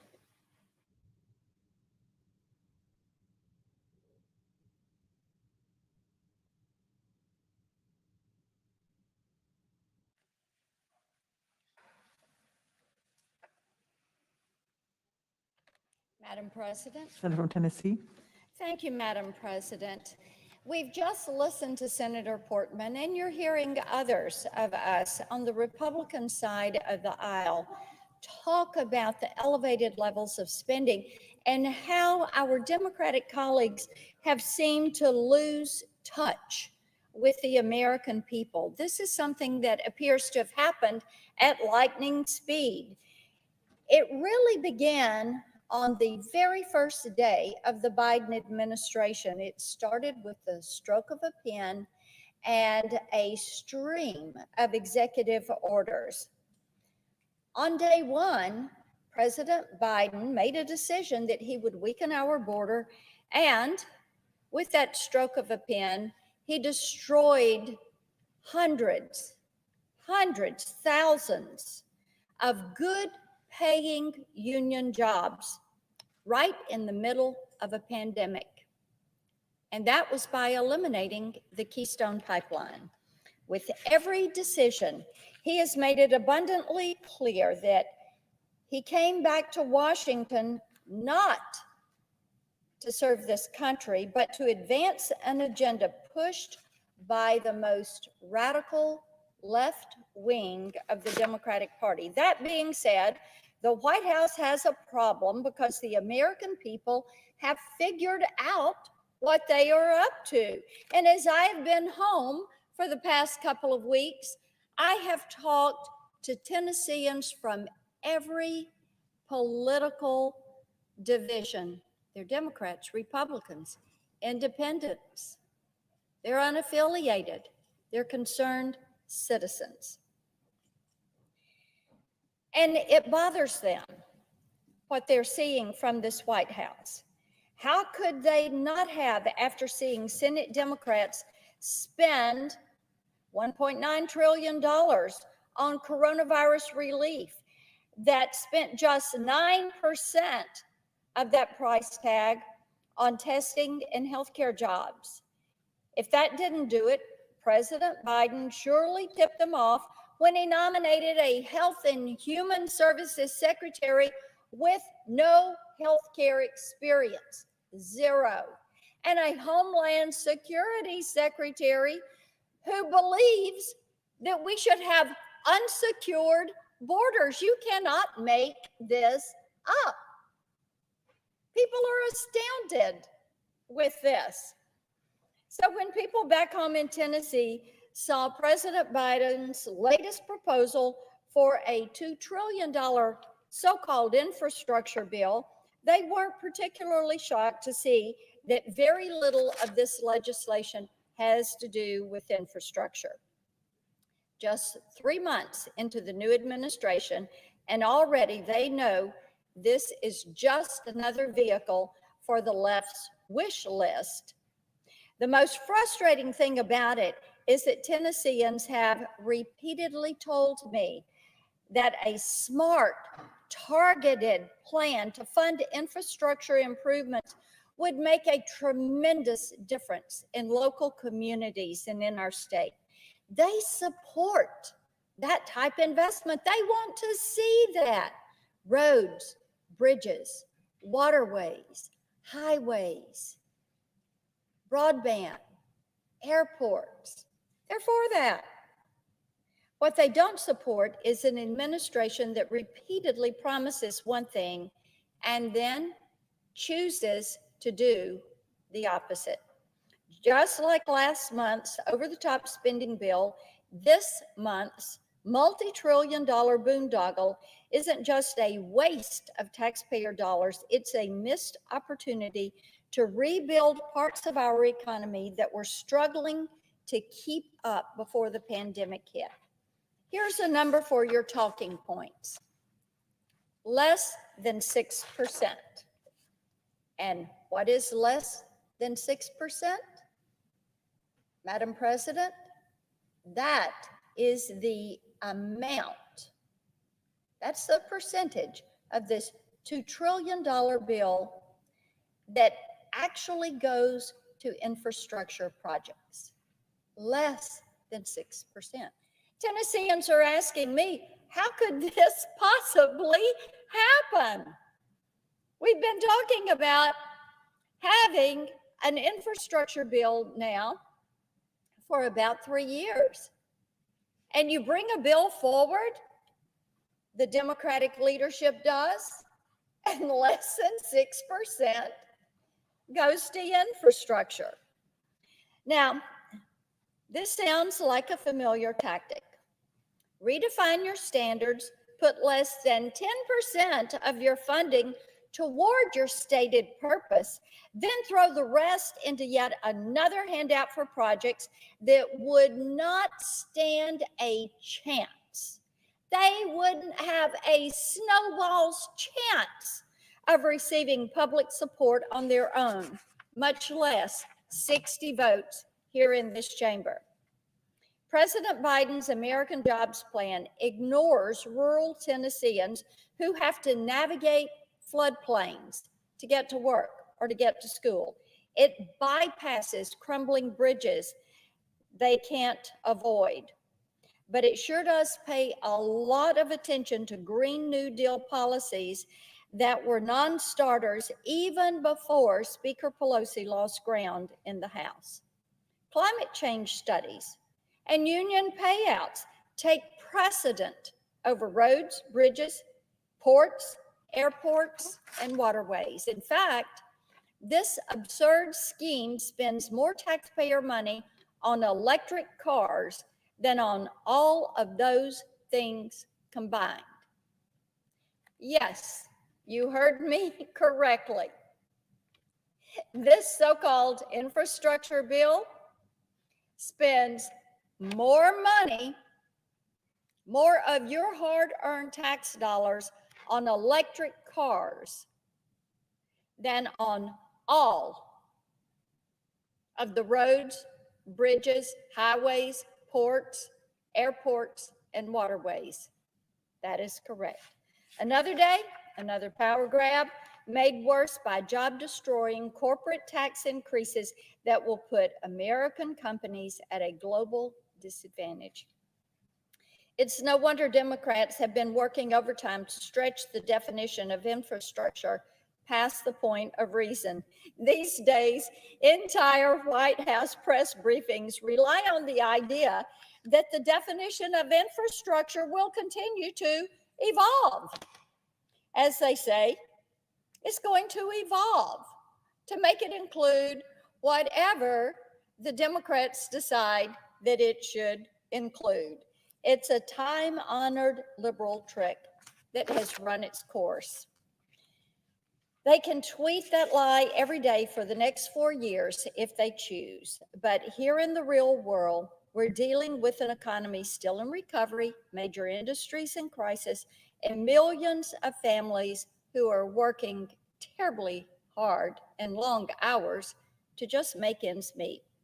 What we're seeing here isn't just a disconnect. This is an administration attempting to impose their socialist vision on a country that cannot sustain the cost. To my colleagues on the other side of the aisle, I want to be clear. That vision of America that you have invented to fulfill this purpose does not exist. It's time to come up for air and talk a little reality. I know it's a popular thing here in Washington to claim that elections have consequences. But on your first day back in power, the Democratic Party got together and marched right across the line that separates consequences from punishment. Punishment. That's what they're all about. I would also encourage my Democratic colleagues to remember that when they do this, when they put together these trillion-dollar handouts for radical special interest, political pain for their opponents isn't the only result. They are punishing their neighbors, their friends, communities that are in their states. They're making life harder, much more difficult for local businesses and small business manufacturers. And they're exposing our weaknesses to our adversaries. I will tell you, Madam President, if President Biden and the majority leader shove yet another blank check through this chamber, they're going to find out in a hurry, I really do believe, how little the American people have to give for their leftist agenda. I yield the floor.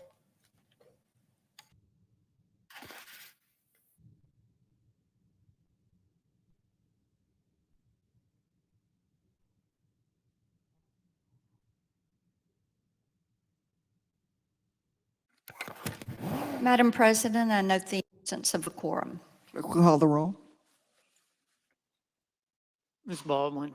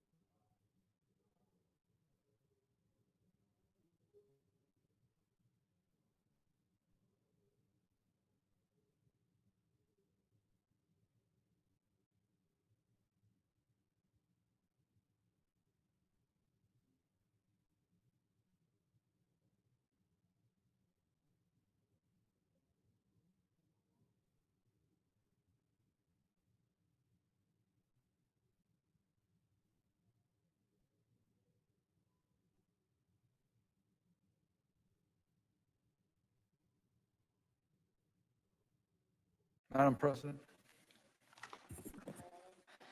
Hang on. Senator from Maryland, I would ask that the quorum call be dispensed with. without objection.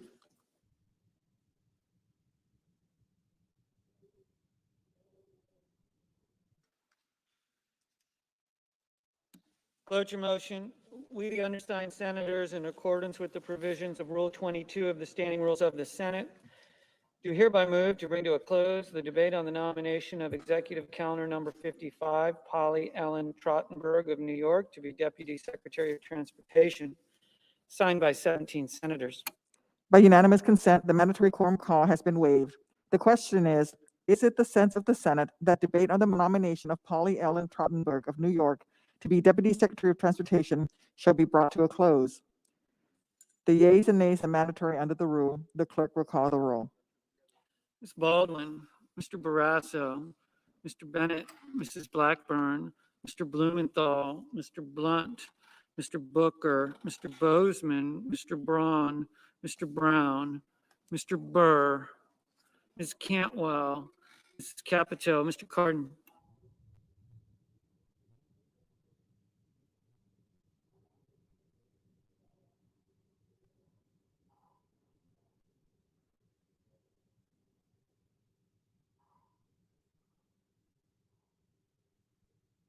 Mr. Carper.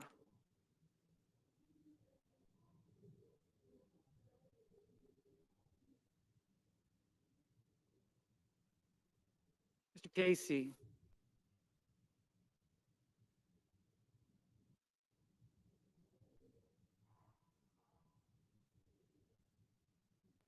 Mr. Cassidy.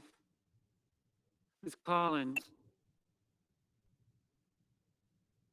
Mr. Coons.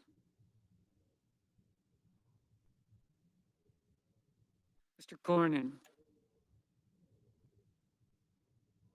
Ms. Cortez Masto.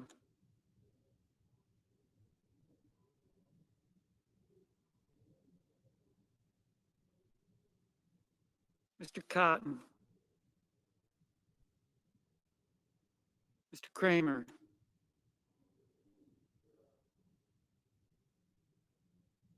Mr. Crapo.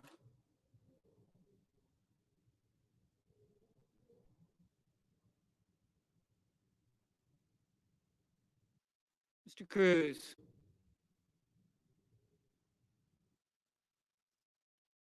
Mr. Daines. Ms. Duckworth.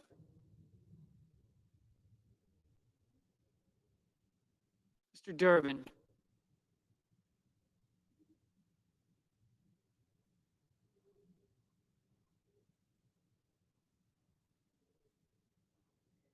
Ms. Ernst.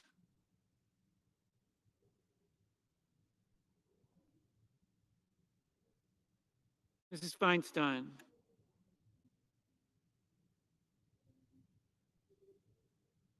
Mrs. Fisher.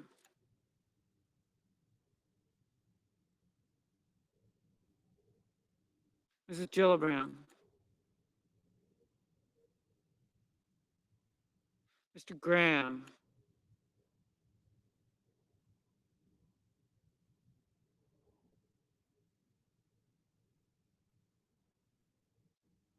Mr. Grassley. Mr. Haggerty.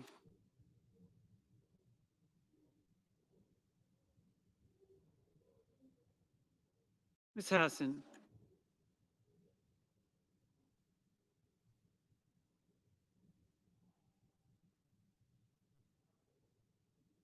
Mr. Hawley.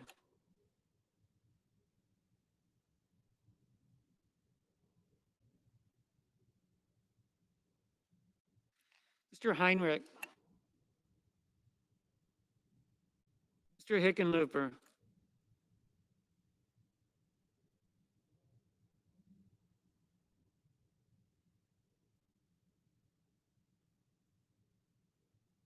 Ms. Hirono.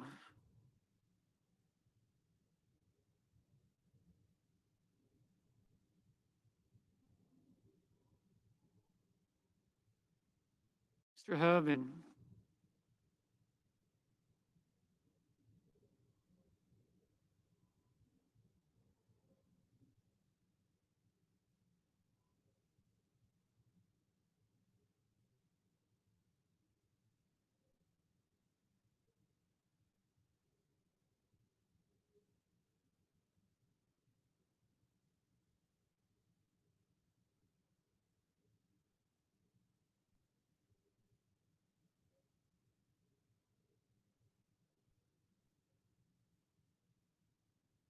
Mrs. Hyde Smith.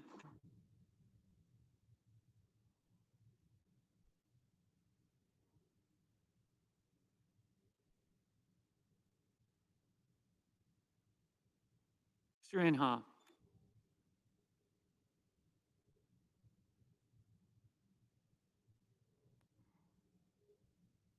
Mr. Johnson.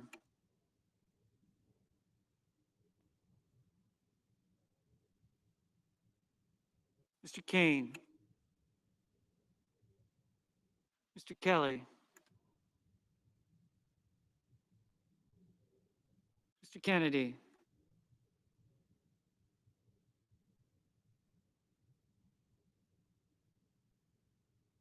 Mr. King.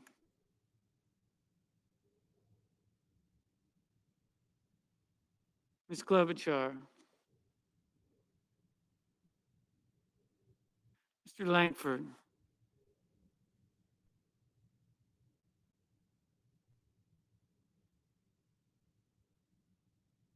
Mr. Leahy.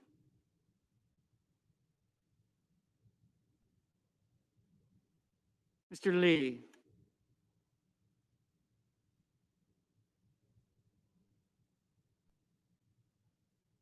Mr. Lujan.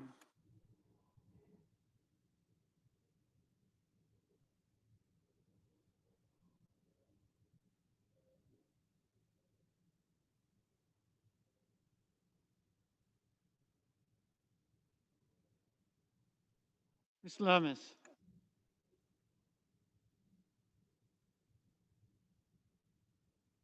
Mr. Manchin.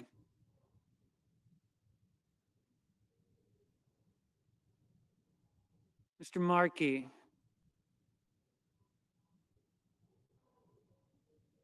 Mr. Marshall.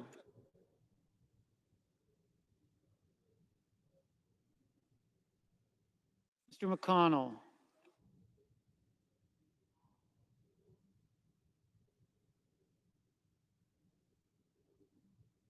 Mr. Menendez.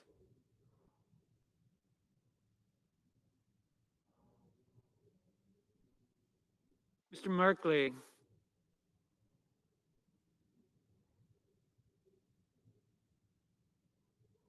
Mr. Moran.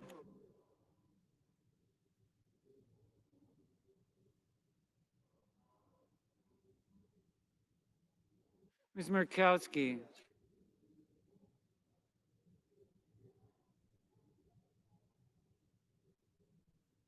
Mr. Murphy.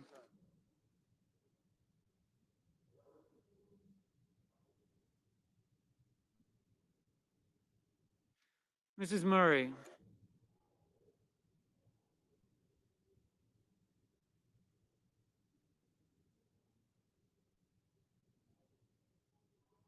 Mr. Ossoff.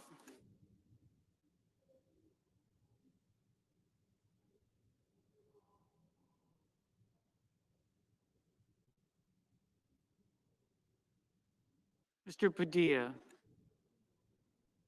Mr. Ball.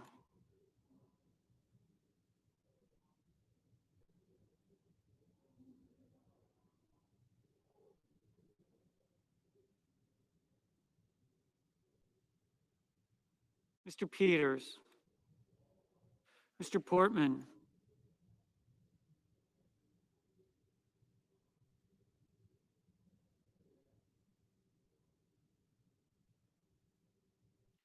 Mr. Reed. Mr. Risch.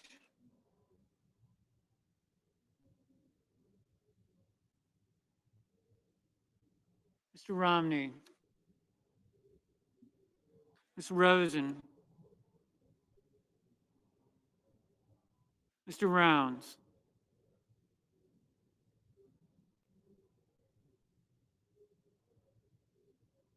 Mr. Rubio.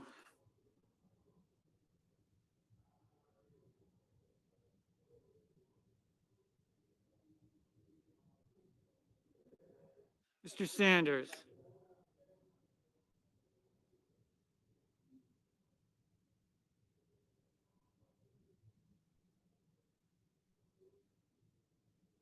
Mr. Sass.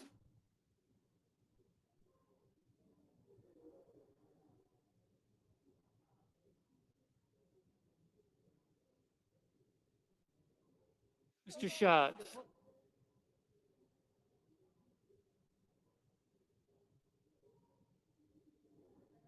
Mr. Schumer.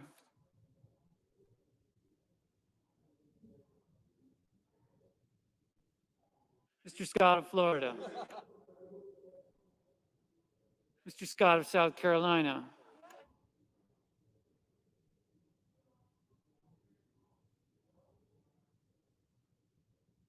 Mrs. Shaheen.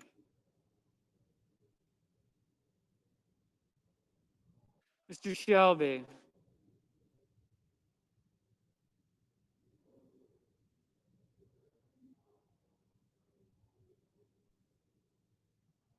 Ms. Sinema.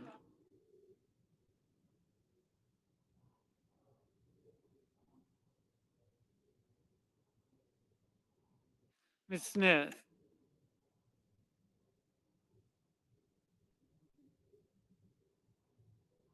Ms. Stabenow.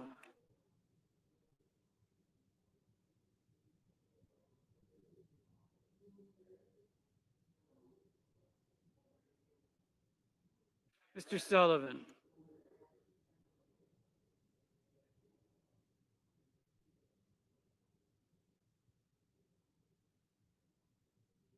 Mr. Tester. Mr. Thune.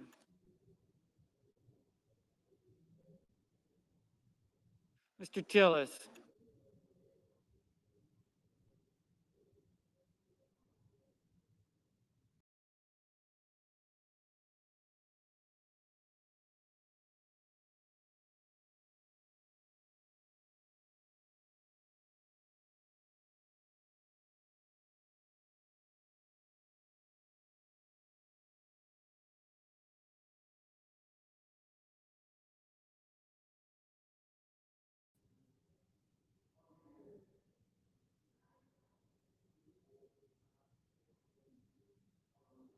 Mr. Van Hollen.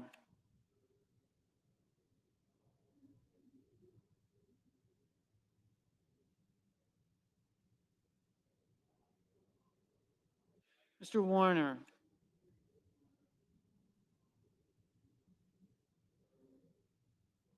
Mr. Warnock.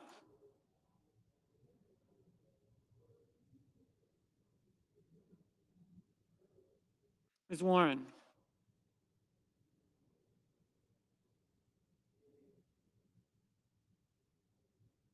Mr. Whitehouse.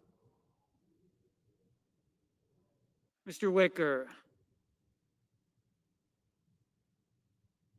Mr. Wyden.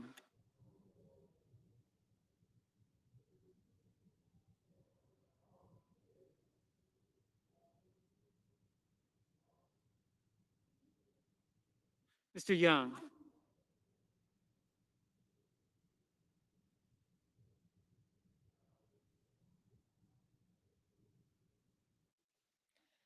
Senators voting in the affirmative: Cardin, Carper, Cortez Masto, Duckworth, Durbin, Feinstein, Gillibrand, Heinrich, Hickenlooper, Hirono, Inhofe, King, Leahy, Menendez, Ossoff, Peters, Reed, Rosen, Schatz, Schumer, Sinema, Smith, Stabenow, Van Hollen, Warner, Young. Mr. Wyden, aye. Ms. Warren, aye. Senators voting in the negative: Blackburn, Braun, Paul, Tuberville.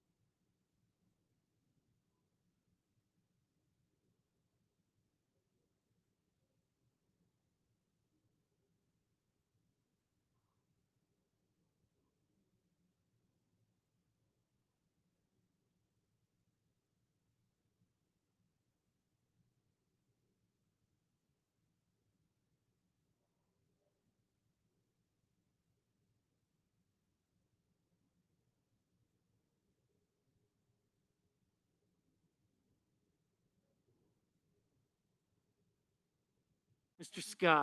Scott of South Carolina, no. Mr. Graham, no.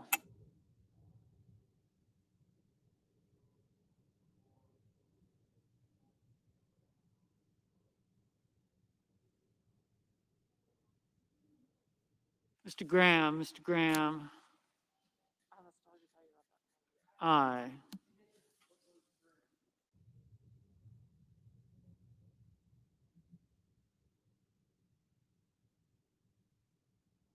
Mr. Rounds, aye.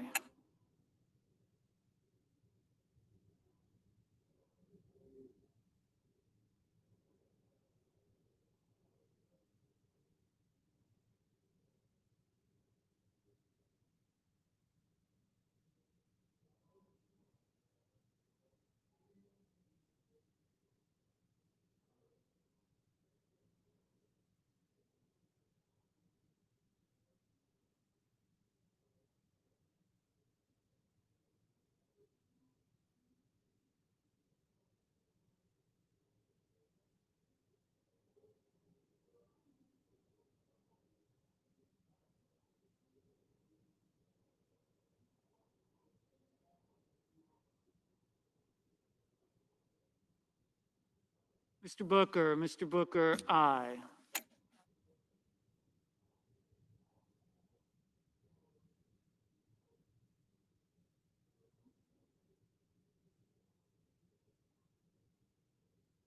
Mrs. Capito, aye.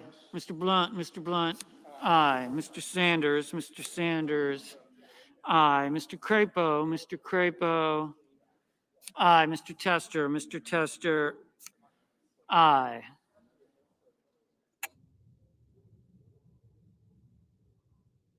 Mr. Kane, aye.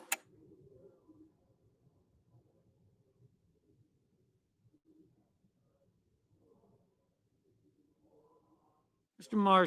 Marshall, aye.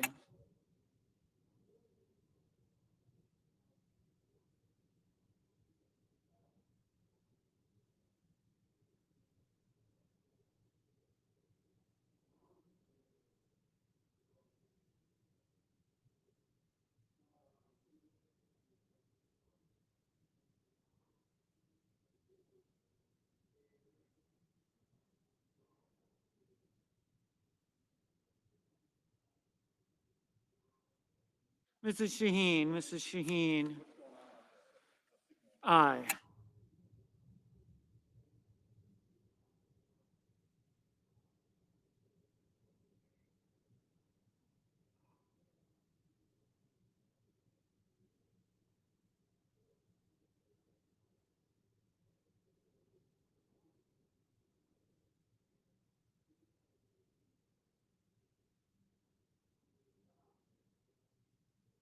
Mr. Lujan, aye.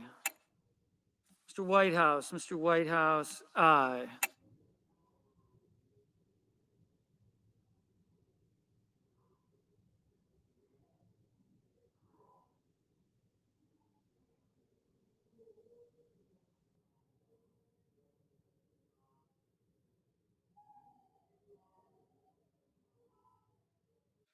Mr. Cotton, no.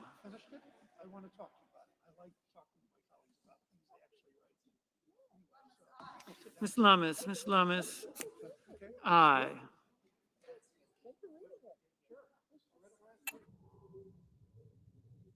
Mr. Hawley, no. Miss Collins, aye. Miss Baldwin, aye. Mr. Kelly, aye.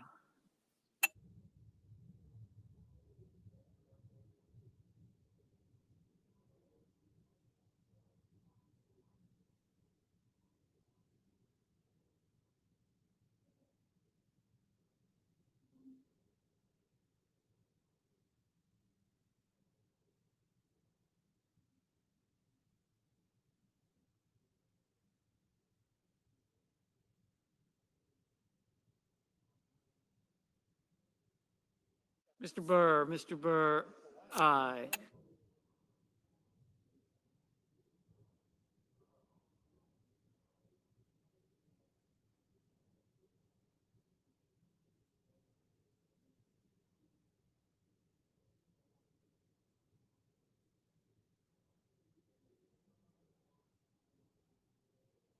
Mr. Romney, aye.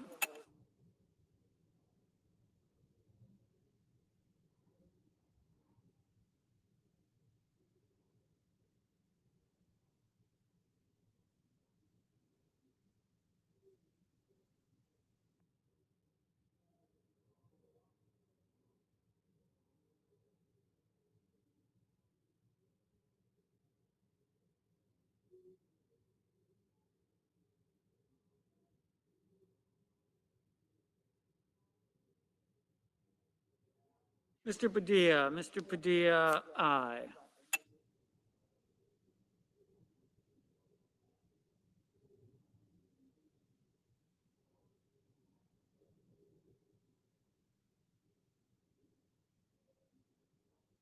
Mr. Merkley, aye.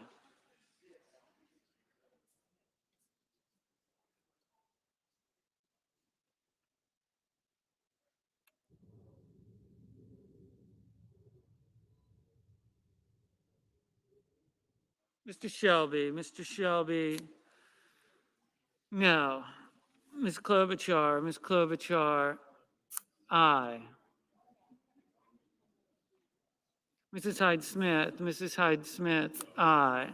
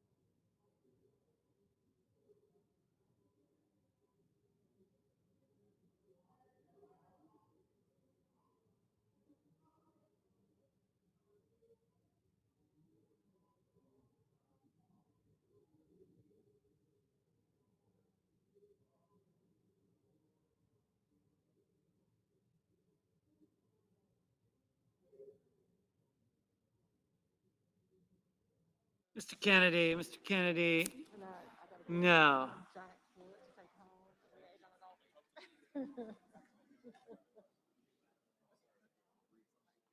Mr. Grassley, aye. Mr. Bozeman, aye.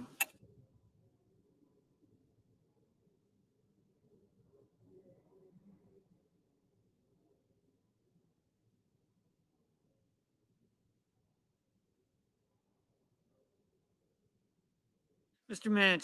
Manchin, aye.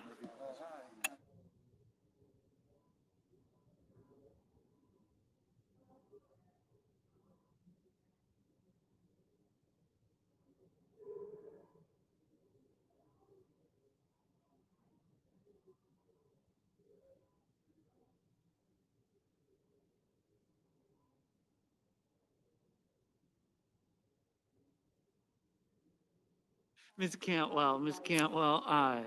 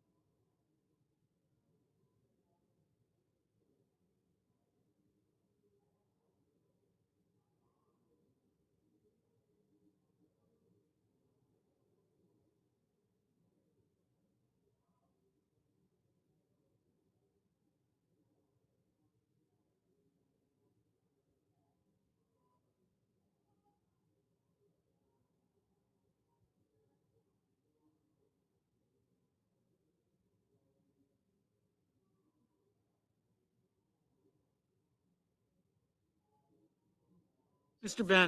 Bennett, aye.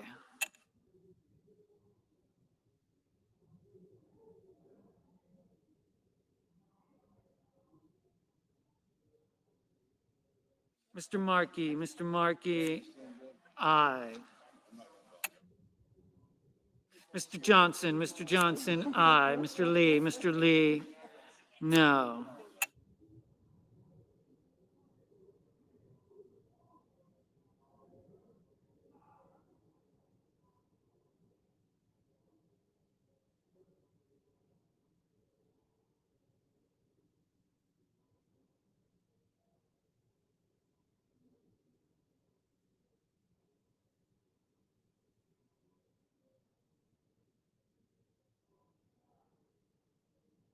Mr. Cassidy, aye.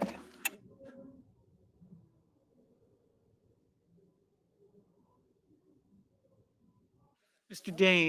Daines, no. Mr. Risch, aye. Mr. Toomey, aye.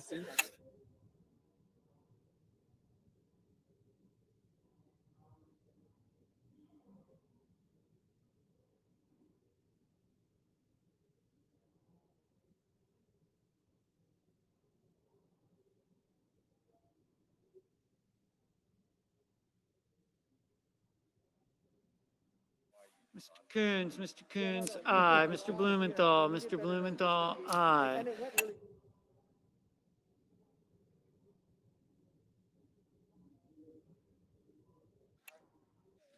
Mr. Langford, aye.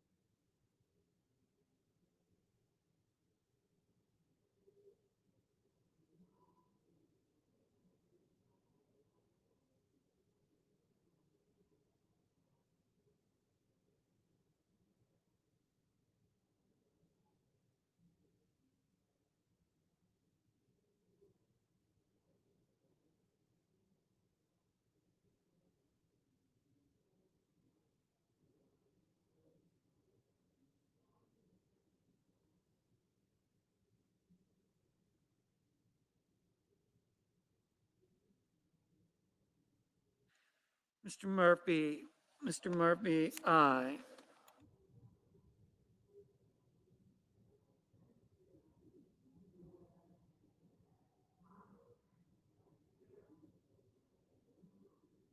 Mr. Brown, aye.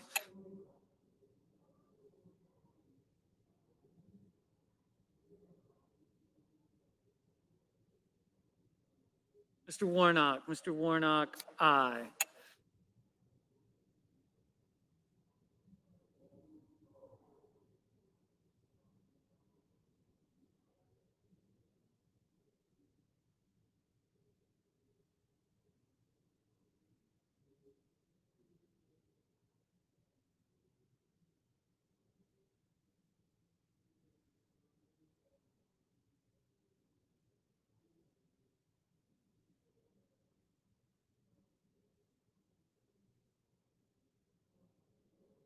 Mr. Kramer, aye.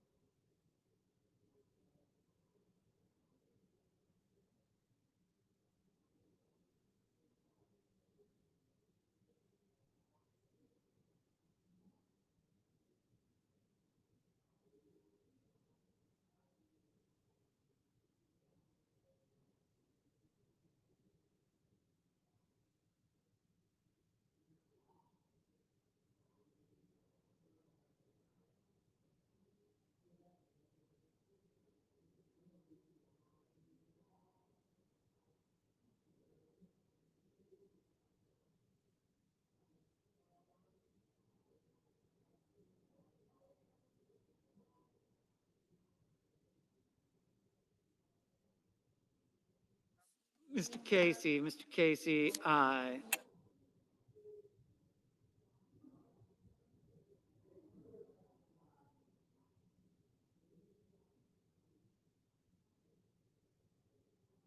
Mr. Haggerty, no.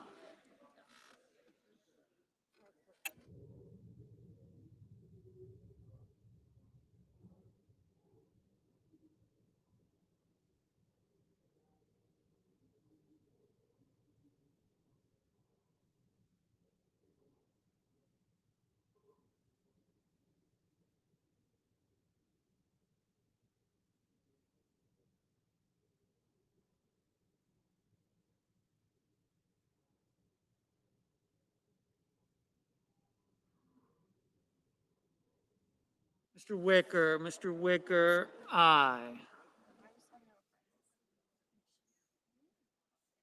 Miss Ernst, aye. Mr. Thune, aye. Mr. Scott of Florida, no. Mr. Cornyn, aye.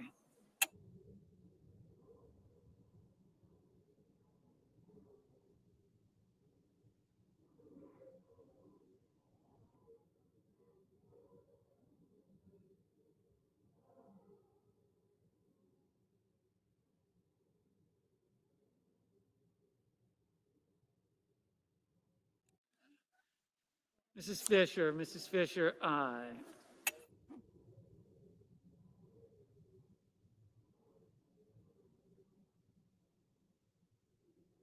Mr. Sass, aye. Miss Hassan, aye. Mr. Hoven, aye.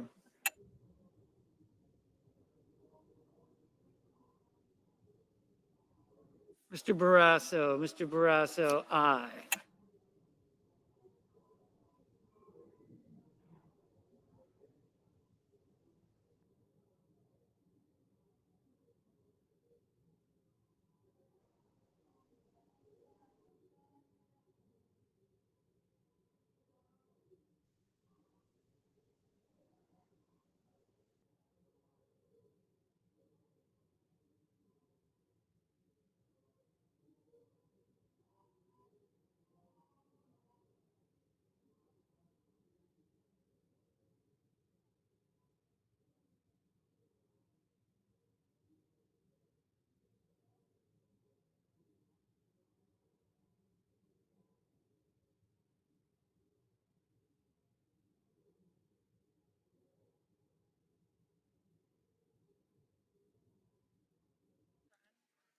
Mr. Portman, aye.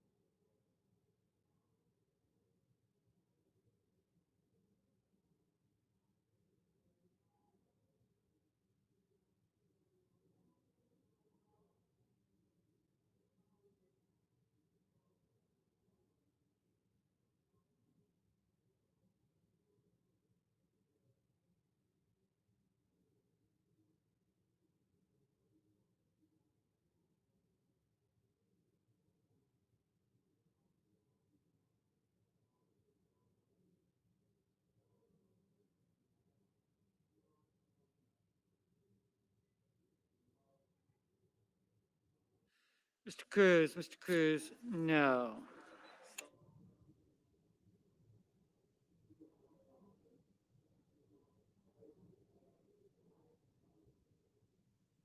Mr. Sullivan, aye.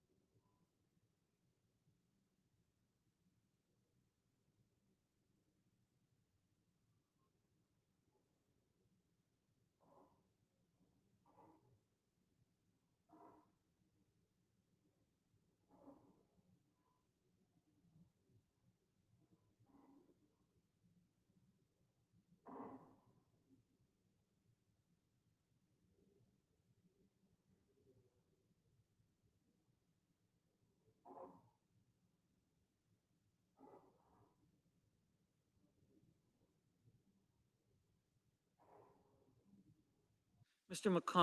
McConnell, aye.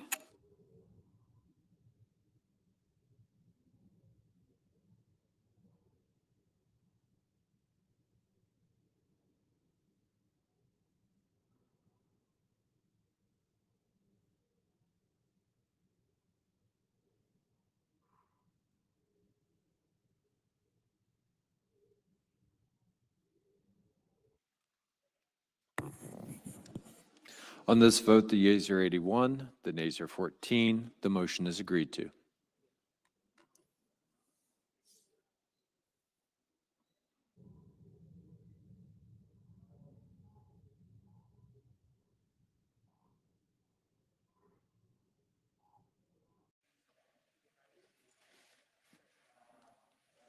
President. Senator from Ohio.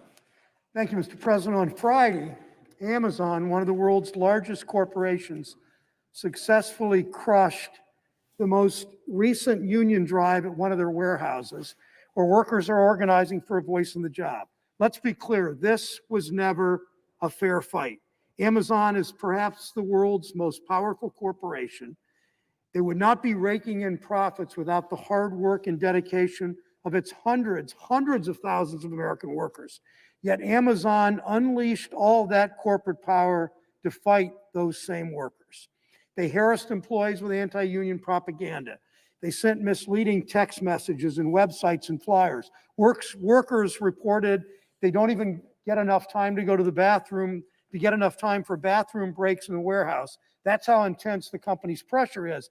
And yet, when they are able to use the bathroom during this union fight, even there, workers are hit with anti-union propaganda flyers on the stall doors. Amazon demanded the U.S. Postal Service install a mailbox on site at the warehouse so they could monitor employees mailing their union election ballots. It's all part of a pattern for Amazon. In 2019, Amazon fired a Staten Island warehouse worker who called for unionization. Amazon monitors employees' online communications. Last fall, we learned the company planned to spend hundreds of thousands of dollars on new software to monitor threats like unions. Amazon isn't alone. This union busting is standard operating procedure for most companies. A growing number of Americans want to join unions. A recent poll found that about half of Americans would like to join a union if they could. Millennials are the most pro-worker, pro-union generation since World War II. The Center for Economic Policy and Research reported that 75% of new union members are under the age of 35. I talked to one of those union workers at the end of last month. I spoke to Kate from Zanesville, Ohio, who joined UFCW, United Food and Commercial Workers, not too long ago. We talked about the work she and I and others did to save her future pension and the rescue plan, how her union had helped her learn about retirement security and helped her fight for her retirement security. So if all those workers, especially young workers, want to join a union, if they want to have a voice in the job, they want to have more control over their work lives, why aren't more union drives successful? Pretty important question to ask, pretty obvious answer. Because corporations have so much power.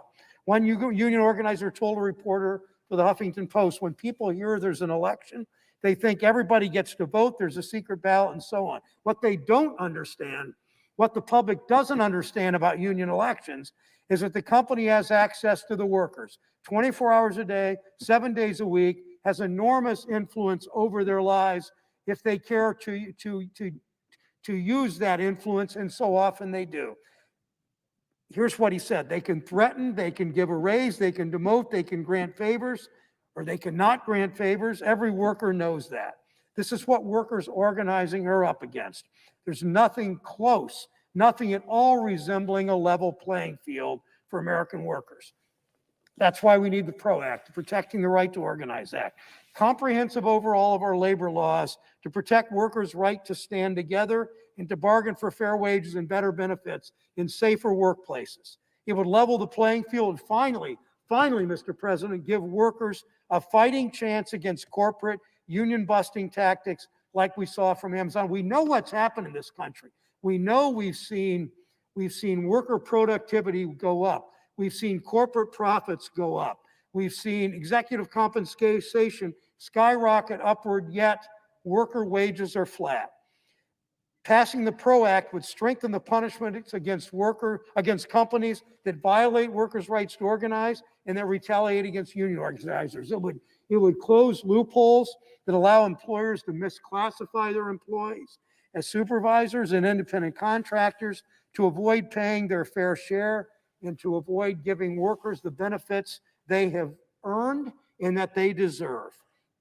A union card is a ticket to a middle-class life when you fight for economic justice by making it available for all workers. We just need corporations to get out of the way, to be neutral, to let workers organize and take control over their careers and their futures. We also need to empower all workers, whether they've chosen to join a union or not. That means paid family and medical leave for all workers. It means a living wage for all workers. It means retirement security for all workers. It means power over your life and your schedule. It means overtime pay when you earn it. It means health care for all workers. It's all in the end, Mr. President, about the dignity of work.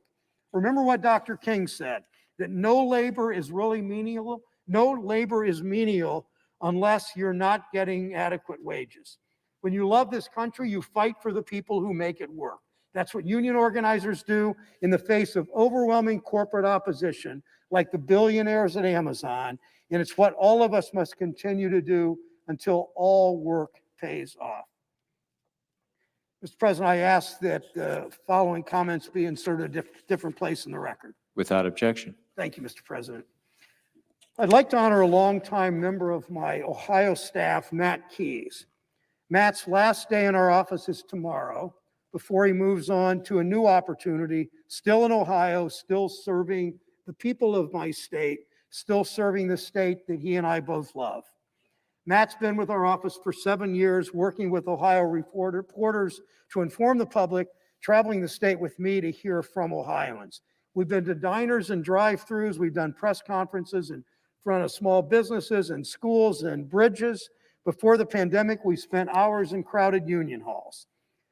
Matt has earned the respect of so many Ohio reporters. He understands how important their work is to Ohio communities. He understands reporters and their contribution to democracy, something we wouldn't even have to have bothered say 5 years ago. He knows every news source in Ohio. He's built relations with the principal dedicated journalists who run them.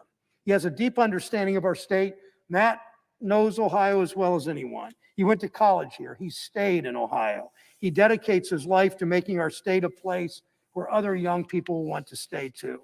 Some of the most memorable events Matt and I have been together have been rallies and meetings with workers and retirees around my state fighting to save their pensions. It's fitting that Matt ends his time in our office with a huge victory for Ohio workers, literally tens and tens and tens of thousands of Ohio families benefiting from the work we all did together as activists, that Matt did, that my staff did, the rest of my staff, that we did together in the American Rescue Plan to save the pensions that Ohioans earned over a lifetime of work. Matt got to know these leaders and these activists over the years, people like Rita Lewis and Mike Walden and Dana Varga. He didn't just listen to their stories about what it would mean to their families to lose their retirement security. He lifted up their voices. That's what somebody like Matt, that's what Matt Keyes does. That's what good journalists do. That's what good communications people do. They listen to their stories about what this situation means to their families. Then they lift up their voices. They share those stories with the media and with the country. It's how we got Congress to listen. It's how we finally got that done. That's the lesson of Matt Keyes for young reporters, for young journalists, for young communications directors, for young people that want to make a living doing this. I'll miss Matt on the road in Ohio. I know he'll continue to serve our state. I know he'll continue to fight for the dignity of work in everything that he does. Matt, we will miss you.